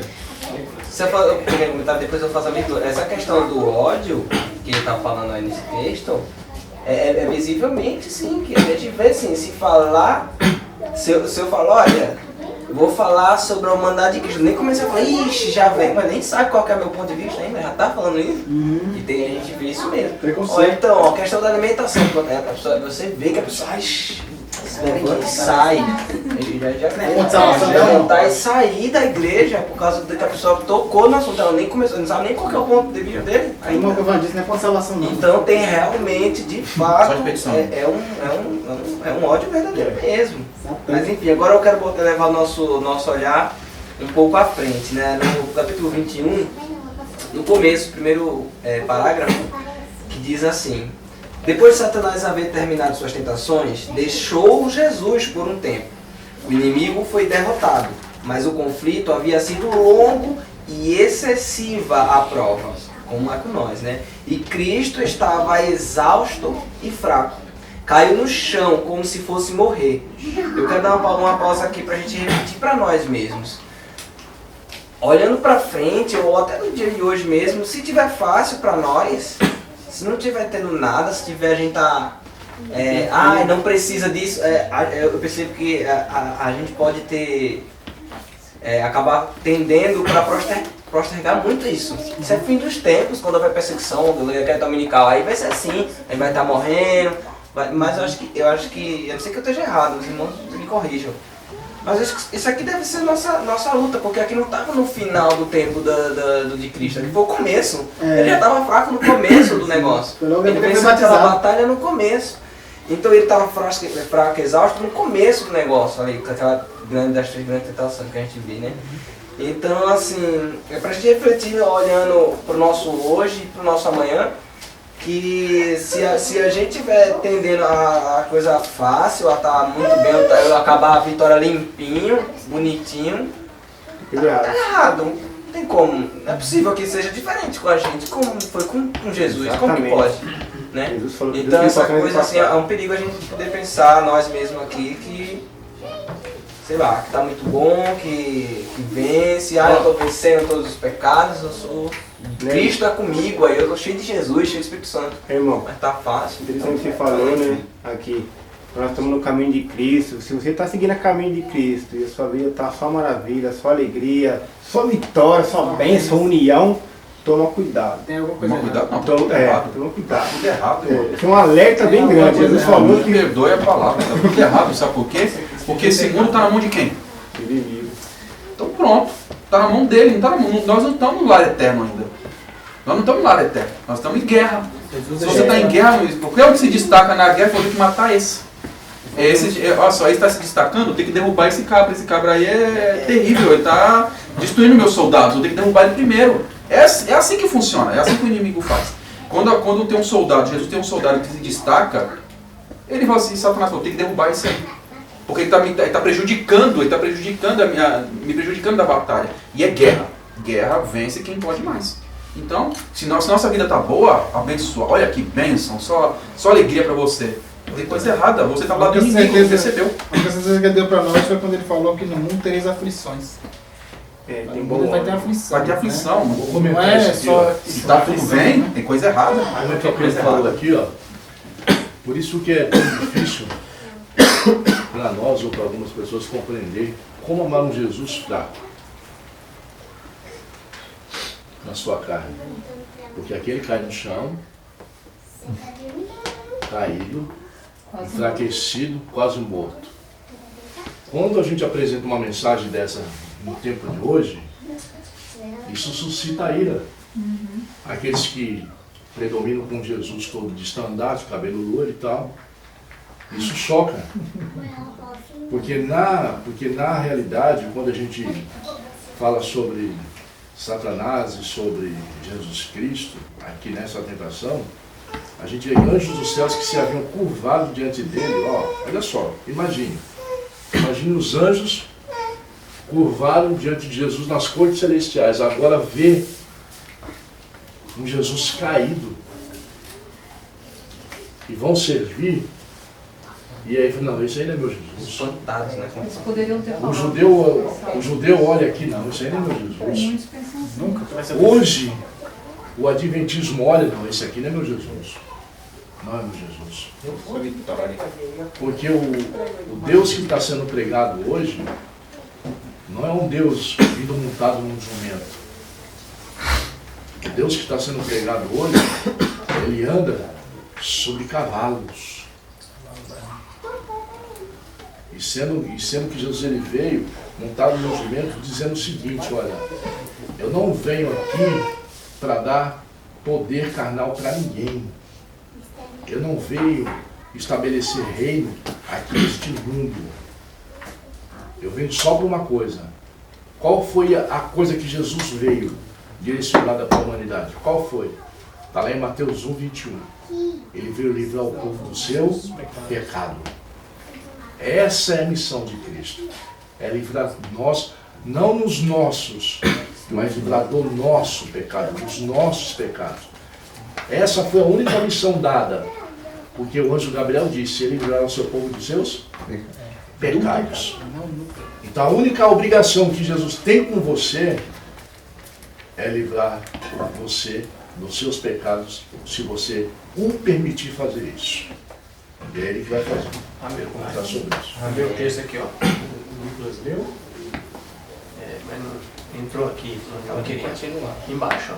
Os anjos estavam cheios de espanto e admiração ao acompanhar o inexprimíveis sofrimentos do Redentor do mundo, a fim de obter a redenção do homem. Aquele que era igual a Deus, olha, idêntico, igualzinho a Deus, nas cortes reais, estava diante deles enfraquecido, diante dos anjos, pelo jejum de aproximadamente 6 semanas. Solitário, foi perseguido pelo chefe rebelde que havia sido expulso do céu. Suportou mais severas provas que alguém já foi submetido. A luta contra o poder das trevas foi longa e a natureza humana de Cristo se experimentou intensamente em sua condição de fraqueza e sofrimento. Os anjos trouxeram-lhe a mensagem de amor e conforto proveniente do Pai, bem como a certeza que todo o céu triunfou na vitória completa que ele ganhou em favor do homem. Irmãos, olha, eu até me arrepio. Irmãos desse século. Se na Idade Média os irmãos errou, não tem problema. Eles não tinham isso aqui na mão. Agora, irmãos, nesse século, está com o Bíblia e profecia na mão e vem dizer que a tentação de Jesus, teve até uma irmã, ela saiu até da igreja, o Ricardo sabe quem é. Ela falava assim, eu fiquei absurdo com aquilo. Irmão, Jesus orava, era só para dar um exemplo, ele não precisava. Adventista. Mentira. Falar isso aí, gente. Ela saiu já da igreja. Ela até estudava muito texto com nós aí também. Então você vê, gente, como é que pode, né? Lê um livro de Jesus, irmão. Jesus sofreu mesmo. E aqui fala que ele teve uma tentação maior do que qualquer homem pôde suportar. Mais que qualquer ser humano que pisou nessa terra vai pisar. Então os anjos ficou espantados quando viu um ser que era igual a Deus caído. Ai, rapaz! Os anjos disseram, não, meu Deus, não tá lá, é o meu chefe nas cortes celestes. Magro abatido. Magro abatido. E a Bíblia fala que não tinha aparência. Isso, quando olhar para ele assim, esse rapaz não tinha nada que atrair. Não é o rei, não pode rei assim, boniteza, fortinho, magrinho, lindo, rapaz. Moreninho. Você dá um tapinha, cai esse rapazinho. Ai meu Deus, você não é o Messias. Pessoal, quando a gente vê lembra de Israel, a nossa tendência é assim, irmão. Quem vai ser nosso rei? Ele viu Saul, os homens davam no ombro dele aqui, ele era o maior de todos.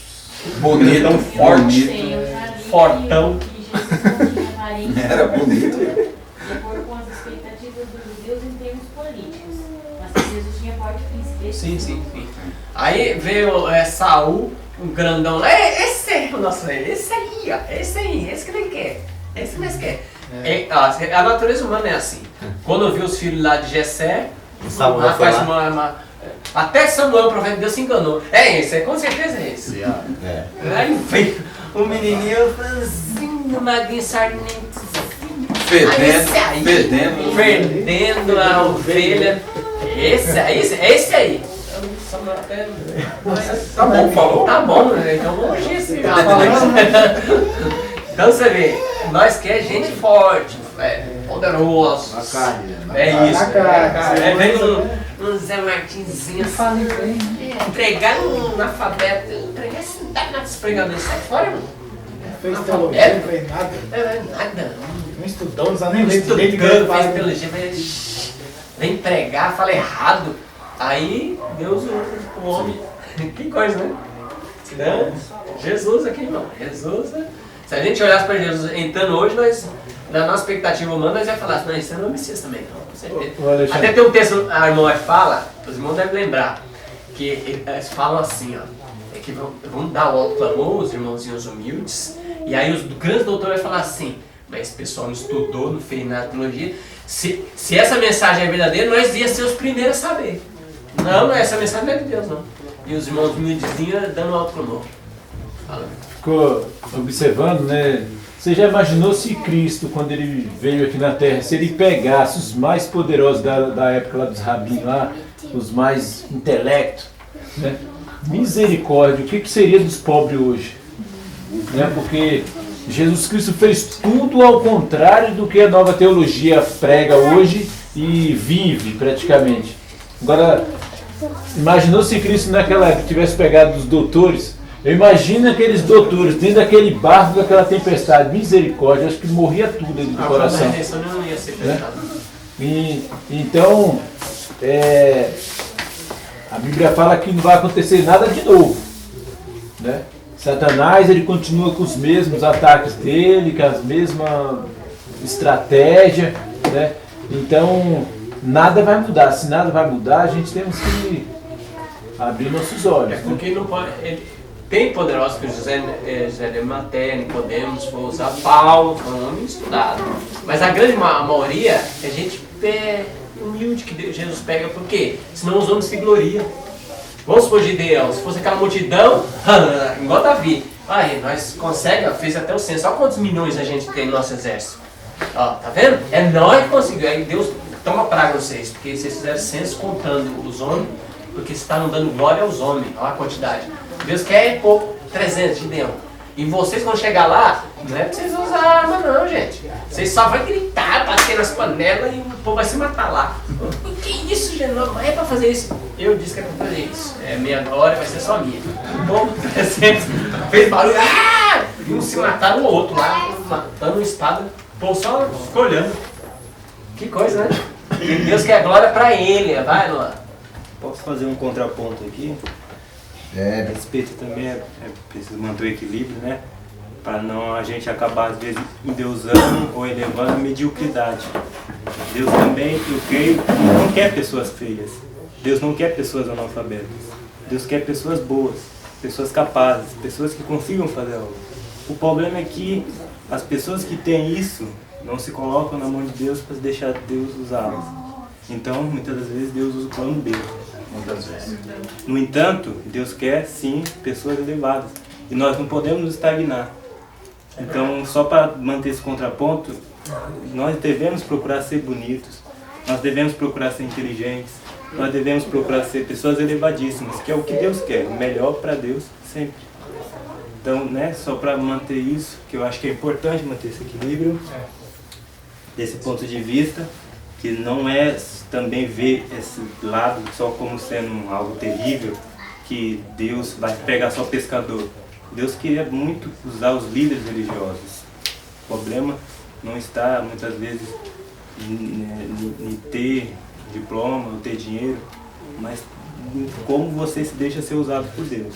O livro Eventos Finais fala disso, sabia? Deixa bem claro que Deus, ele quer usar todos. Para Deus não importa o seu título. O que importa é o seu coração estar disposto a ser usado pelo Espírito de Deus. Né? Eu tô parafraseando, tá? Porque ele fala mais ou menos desse jeito. Não importa o seu título para Deus não interessa. Mas que você tenha título, não tem problema. Pode ter título, eu acho que é bom. Mas o que importa para Deus é o seu coração estar disposto a ser usado pelo Espírito de Deus. Então só para frisar esse ponto assim também, que muitas vezes eu já ouvi muito e muitas vezes a gente se estagna, né?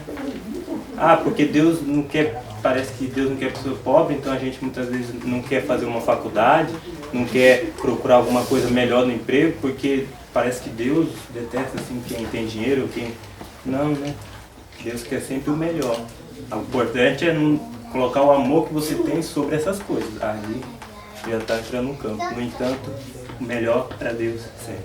Tem que ter um equilíbrio aí. Mateus 6,33 fala para a gente buscar primeiro o reino de Deus e a sua justiça. E o resto, Deus acrescenta na nossa vida. Né? Eu acho que Deus não precisa de homens inteligentes. E sim, Deus precisa de homens sábios. E a sabedoria vem de Deus. Então, você pode ter milhões e milhões igual o Jó tinha. Mas se aqui dali não influenciar no seu caráter e não distorcer o seu caráter, muito pelo contrário. Poderia ser uma benção para Deus, né? Porque o próprio Saul... Abraão também tinha muito dinheiro, mas não deixava que o dinheiro se tirasse isso. Vamos falar um negócio muito interessante ali, muito interessante ali, que a gente leu, a gente estudou isso hoje, a lição de Daniel. Os 4 meninos, eles eram instruídos em toda a cultura babilônica, em toda a ciência, mas o entendimento veio de Deus. Então, se você puder estudar e ser uma bênção na mão de Deus, glória a Deus por isso. Que Deus possa abençoar o nosso esforço. Se você se esforçar para aprender e usar isso como ferramenta na mão de Deus, com certeza o campo de oportunidade vai ser muito maior. Como eles estavam na corte real, não estava na corte, eles tiveram acesso ao rei. Se eles não fossem multos de inteligência, de conhecimento, tiveram que aprender a cultura dos caldeus e belos e tudo mais, eles teriam acesso? Não, eles não teriam acesso, mas teve acesso. Só que o caráter deles estava tão firmado em Cristo que eles consideram isso como o quê? Como Paulo fala, esterco. Esterco se joga fora? Não. Esterco se aduba, para que dê crescimento. Então isso serviu para quê? Para glorificar o nome de Deus. Aquilo que eles aprenderam era simplesmente para glorificar o nome de Deus, para mais nada. É isso que nós temos que entender. Esse que é o nosso intuito. Eu acho que foi bom a colocação do Luan aí. Lula, foi muito bom. Porque ele dá um equilíbrio aí que não é bem assim, né?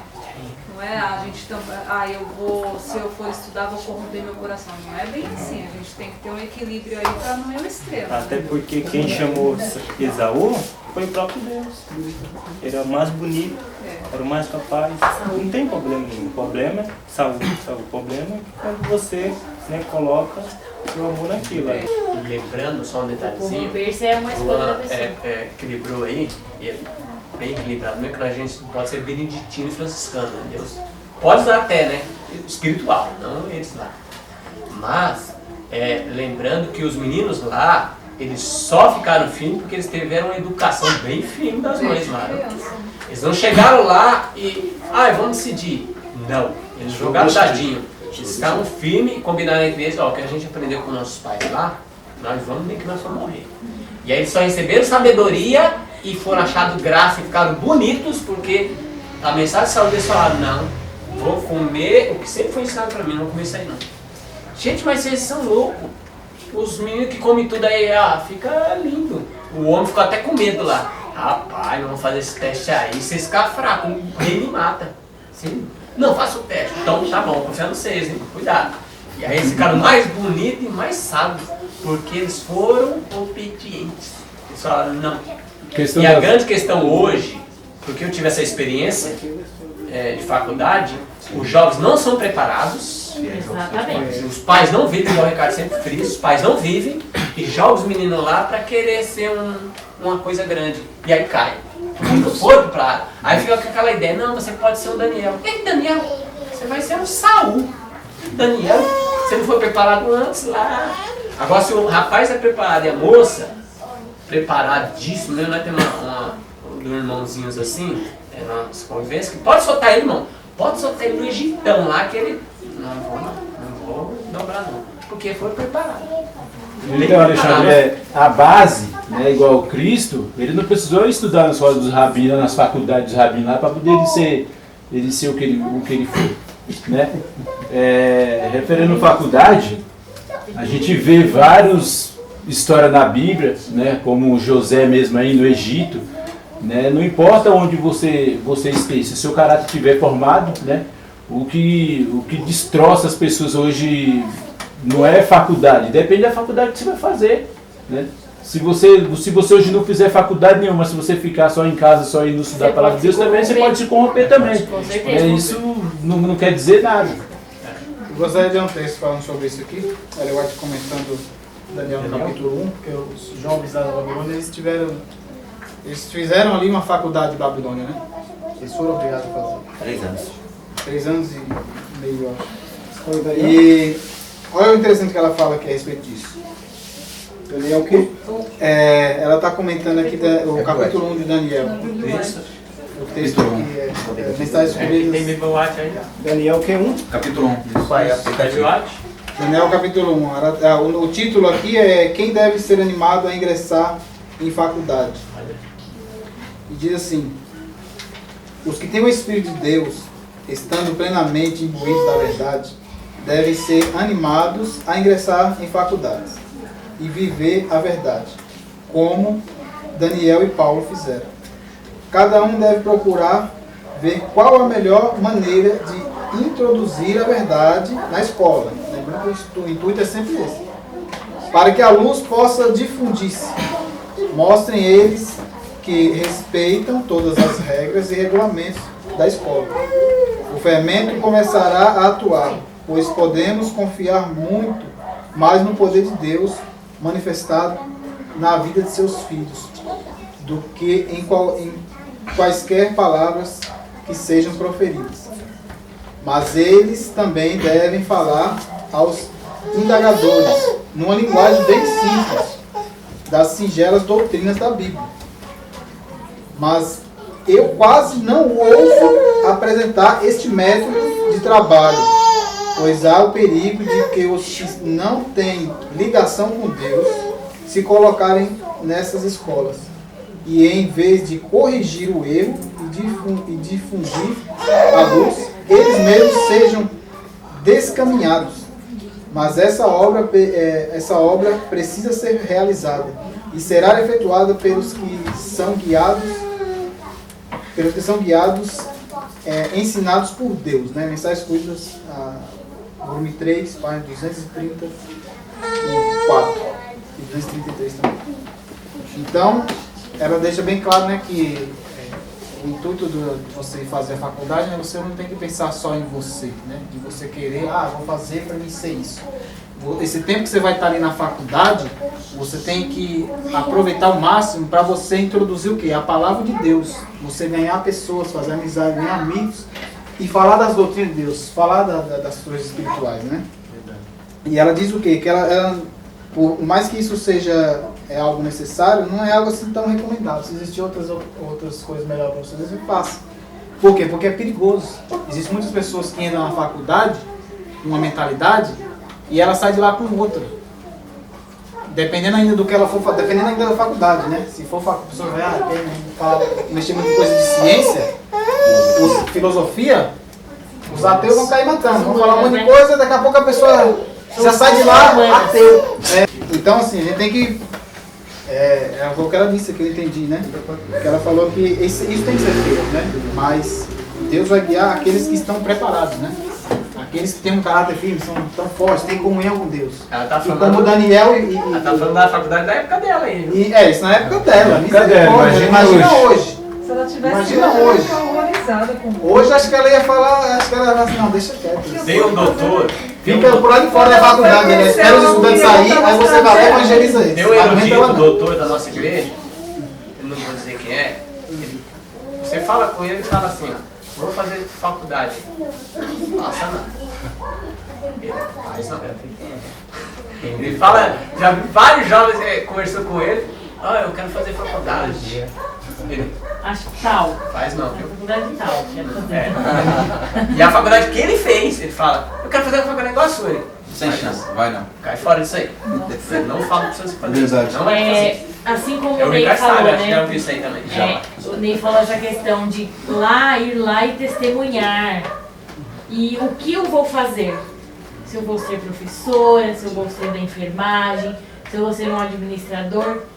Deus, Ele me emprestou os talentos, Ele me emprestou o tempo. Como que eu vou devolver para Ele isso? Como que minha profissão vai ser uma bênção para as pessoas também? Então isso conta muito.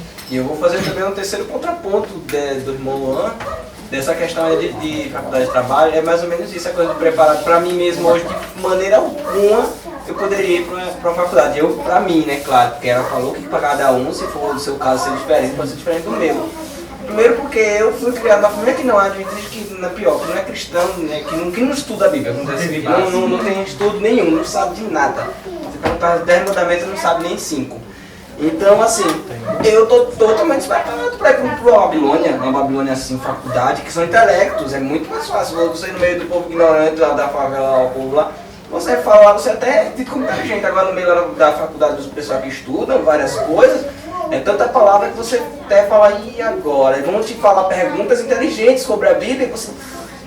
Eu mesmo, de forma alguma. E ainda mais, falando um pouco sobre a faculdade, a Kelly mesmo estava estudando aí para fazer uma faculdade, né? Ela se identificou com a área da nutrição, mas quando ela pegou o conteúdo da faculdade, ela viu que a maioria do conteúdo ia ser para nada. Ela só ia fazer a faculdade só por causa do título. Só que olha quantos anos e quantas horas que durante esses anos você iria gastar. Porque você tem que estudar na faculdade, você tem que estudar em casa depois, você tem que viver pensando nisso. Quantas horas para fazer prova, igual fazer Enem, você estuda coisa que você nunca vai usar, você só estuda para fazer prova e nunca mais você vai falar aquele assunto na sua vida. Então assim, que é uma pena de ter que fazer faculdade. Tanto que ela pesquisou cursos e cursos, chegou à conclusão de que até o curso mais aproximado do que ela queria, que é na nutrição vegetariana, ainda assim, mais da metade do conteúdo ela não lê, ela não estuda. Não faz sentido, coisa de remédios, farmácia, que nutrição tem essa coisa, né? E alimentos, que a ciência hoje ainda está na evolução, porque a irmã White tem a ciência mais evoluída que a ciência de hoje, né? A gente percebe, e ainda antes de descobrir.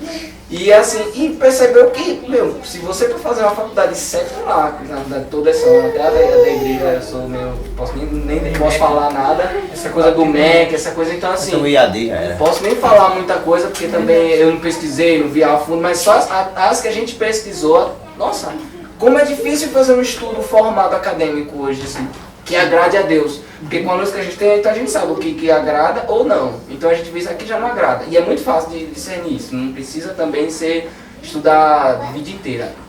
E aí a gente percebeu que pra mim, primeiro pelo motivo de eu não ser criado na família, então eu não estou preparado, mas eu tenho 24 anos, se eu tivesse 24 anos de estudo na Bíblia, tivesse a Bíblia decorada na mente, talvez pudesse ser esse meu chamado. Se for esse o chamado, é uma bênção, porque poucos vão ter esse chamado para falar de Deus na faculdade e realmente serem santos, assim como Daniel. São poucos mesmo. Pra mim, não sei, a primeira coisa é essa. E a segunda, a faculdade não tem hoje não tem muito a oferecer, porque você tem que tem mais assuntos que não serve obsoleto, que não vai servir pra nada pra você, do que assuntos realmente que vão edificar a sua vida e edificar a sua mente pro reino do céu, e você vai ajudar pessoas para o reino do céu. E a questão do trabalho também é a mesma coisa, para mim, pelo menos para mim. Eu queria ser rico, queria ser artista, queria ser rico, e eu tinha esse pensamento que eu falou, eu vou ajudar a família, eu vou ter neném, eu vou fazer um instituto lá de salvar pessoas no dia que eu vou ser rico. Hoje, para mim, eu já não vira para ser rico, a não ser que Deus queira, mas aí vai ser pelos caminhos de Deus, que é muito difícil eu seguir pelos caminhos de Deus, porque é coisas muito simples. E é a forma que eu vou ser rico. Como que eu vou ser rico hoje na sociedade capitalista, se é um querendo matar o outro? Então você tem que usar armas, usar coisas que para você ser rico, então também a mesma coisa serve. Poucos vão ser os ricos, que vão ser os santos de Deus, como Daniel. Poucos, muito pouquíssimos. Porque o nosso chamado é o quê? É ir pro campo. Como que eu vou ser rico no campo, na humildade lá? Sem usar as agrotóxicos que crescem mais rápido. Se o povo secular está usando tanta coisa para lucrar mais, como que eu sei isso? A não ser que Deus queira. Aí é coisa de Deus, mas não é, eu não vou almejar isso. É igual você está falando, referente. Poucos que você chama. A irmã White fala da faculdade, igual o Ney estava falando, da época dela. Na época dela, a educação era diferente, muito diferente da nossa. Seus pais criavam e cuidavam dos seus filhos, né? E ainda ela não aconselha todos a ir para a faculdade. Eu infelizmente, né, eu falo isso e me dá muita tristeza, eu peguei a rapinha, bem rapinha mesmo dessa educação de casa. Alguns dos meus irmãos ainda pegou essa educação ainda, né, que minha mãe teve a possibilidade de criar eles até certa idade. E a gente vê uma diferença muito grande entre a nossa educação e a educação dos meus irmãos mais velhos, né? A estrutura, a base. Isso porque não era nem criado no meio adventismo da palavra de Deus. Agora você imagina, você pega uma criança estruturada, criada ali, ensinada nos propósitos de Deus ali, é bem diferente. É bem diferente. É igual lá na escola que a Dani trabalha, estuda um menininho lá, pequenininho, né, que ele é adventista da Reforma. Né, e o moleque, pelo que a Dani fala, já tem uma estrutura já, né? O moleque não come de vários alimentos, você pergunta para ele por que ele não come, ele sabe responder, ele fala por que não come, né? Então, você vê uma criança dessa aí, quando ela chegar com 16, 17, 20 anos, né? Ela tem uma base familiar, uma estrutura familiar para poder não que ela não possa se corromper, lógico que pode, mas o caráter dela está totalmente formado naquilo que os pais delas creem, no que passaram para ela, então a estrutura vai ser totalmente diferente. Mas mesmo assim ele não é impecável. Não, é igual eu falei, não é, isso não significa que ele não vai, ele não pode se corromper. Capítulos atrás, presunção, lembra que a gente vê presunções colocar na tentação? E é perigoso, a gente se compara, principalmente quem quer entrar na política, José e Daniel. E eu respondo bem rápido, eles não escolheram estar lá, eles eram escravos. Ou eles faziam aquilo, ou era morto. Então eles não escolheram, nós não somos escravos. Se eu quiser, irmão, eu vou fazer um negócio, não vou fazer, o Estado não vai me obrigar a estudar as coisas da Babilônia. Então tem muito contraponto. Quando a gente fala, os políticos gostam de pegar isso. Mas José não foi estadista na política, Daniel também. Eles nunca se colocaram. Se perguntasse para eles, quer voltar para a terra natal? Eles, claro que quero, agora. Eles voltavam. Elias, né? Coitado do José. José falou até para os irmãos dele que estavam lá no Egito. Quando ele morrer, gente, não deixa meus ossos aqui não. Vocês levam meus ossos e enterram pra lá. Não queria deixar. Não enterram aqui nessa terra. Eu não quero ressuscitar. Enterram em outro lugar. Porque eles não queriam ficar ali, porque eles sabem que é meio terrível. Terra amaldiçoada, lugar terrível. Terra amaldiçoada. Então eles foram e Deus usou eles. Só tinha essa alternativa. Ou Deus usava eles, que eles eram, se colocando na mão de Deus, ou Deus, a glória de Deus não ia aparecer nunca. E aí eles, eu aqui, Deus. Nós foi levar como escravo mesmo, então estamos nas suas mãos. Aí Deus, aí sim, agora eu vou te usar. Hoje em Então dia, se colocar na tentação e depois pedir ajuda de Deus é perigoso. Pode ser que Deus use, claro que use. Mas se colocar, Deus fala, não, e eu vou, é muito cuidado. Pode ser que Deus, eu falei pra você não ir, você foi. E eles foram obrigados, né? Hoje, os jovens de hoje estão querendo ir já. A Babilônia nem convida. Eles não quero ir lá. Satanás é muito esperto, muito Essa é a esperto. criação dele. Eu com 30 e poucos anos, caí na faculdade, só ateu, e aí eles vão na quebrada. Eles não vão assim, eles não falam pra você virar ateuzão. Eles não vêm assim, irmão, você vai ser ateu, hein? Você vai ser daqui ateu. Eles vão assim, ó, quebrando você bem pontinho, que Satanás vem. Um pontinho. Não, só vai ter uma festinha de final de ano com o pessoal da faculdade. Vai lá, meu. Aí você não toma coca, mas você toma um suco do vale. Com um negócio assim. É o pouco que ele vai te derrubando. Até que quando você passar, você abraça o povão. Nós estamos juntos, irmão. E eu vi muitos, gente de igreja, saindo lá no pé. Tem uma menina que me impressionou. Ela tem um cabelão grande. Essa não é cristã, olha que cristãzona. Ela saiu de lá, a ideia dos caras, dizendo que ela estava querendo namorar outra moça que era lésbica lá. É misericórdia, gente. Aí ali eu falei, não, isso aqui não dá pra ninguém não, gente. E eu ficava pensando na família daquela menina, que investiu nela, coitadinha, a moça jovem, e ela sai desse jeito, gente. Igual a gente sempre fala, vem com o cabelinho bonitinho, o rostinho, sai com um piso desse tamanho, agora no nariz, você é irreconhecível, menino. Coisa mal horrível, cabelo corta, aí raspa aqui dos lados, fica o cabelo aqui, vermelho com rosa. Mas a culpa de muitas vezes até dos pais. Porque fica nessa, né? Não, mas tem que ter um título, tem que ter uma faculdade, não sei o quê, vai, vou investir nele, vai, estuda, vai. Às vezes o filho nem quer. Entendeu? Às vezes o filho nem quer. Mas aí não, tem que ter, rapaz. Você tem que ter uma profissão boa, tem que ter isso, aquilo. Ele joga todo mundo contra a pessoa, gente. Nossa, é terrível. Então você vê. Os professores, eles fazem um negócio, eles têm uma mente, igual o irmão falou aí, eles têm uma mente, não sei que mente, intelectual, inteligente, que eles jogam assim pra você ver um palhaço. Joga todo mundo pra você e você fica rindo. E se você não tá bem firme, você, puxa, eu sou um palhaço aqui. Então, vou entrar no meio da turma. Da turma. Você não tinha de abraço ao pessoal. Porém, assim, igual a Kelly, aí ela viu que não tinha uma faculdade apropriada, não tá vendo que tá dificuldade no curso, aí não vai estudar? Não. Ela não faz faculdade, mas a mais melhor de estudar? Não. Tá estudando independentemente. Porque aí é ótimo ler Espírito de Profecia, que bater Espírito de Profecia vai aceitando, vem, tá batendo, porque ele tá batendo café. E assim ela vai pegar tudo quanto é de bom. E aí eu tô até percebendo, vai ter que criar um novo ramo de nutrição alguma coisa. Eu ia fazer nutrição, aí uma irmã, que já não tá na igreja, eu perguntei pra ela, como que na nutrição? Vocês têm que experimentar de tudo, aí é carne. Ixi, pondo carne na boca pra ver o gosto. Nutrição. Ela falou que tinha que experimentar. Ela tava fazendo naquele técnico. Tinha que ter que experimentar, cara, não tem jeito. Ixi, como que eu vou? Dá certo não dá pra mim não. Aí o cara fora, endurecia, falei, nutrição não dá pra mim, do mundo. Não vai dar. Verdade, dá certo, né? Agora jamais deixar de estudar, né? Estudar a Bíblia em primeiro lugar, mas também. Se tiver que estudar a Bíblia e Espírito de Profecia, irmão. É a melhor faculdade que tem. Sim, você sai, exatamente. Prontinho para ir pro céu. Exatamente. Você pode aprender a pintar, a fazer a casa, você tem que estudar para fazer isso. Nem que você estude na prática lá. Também é um estudo, viu? Mas você tem que se. Vamos ler o capítulo aí. Nós entramos no. O outro é educação. 3 páginas. É só um capítulo só.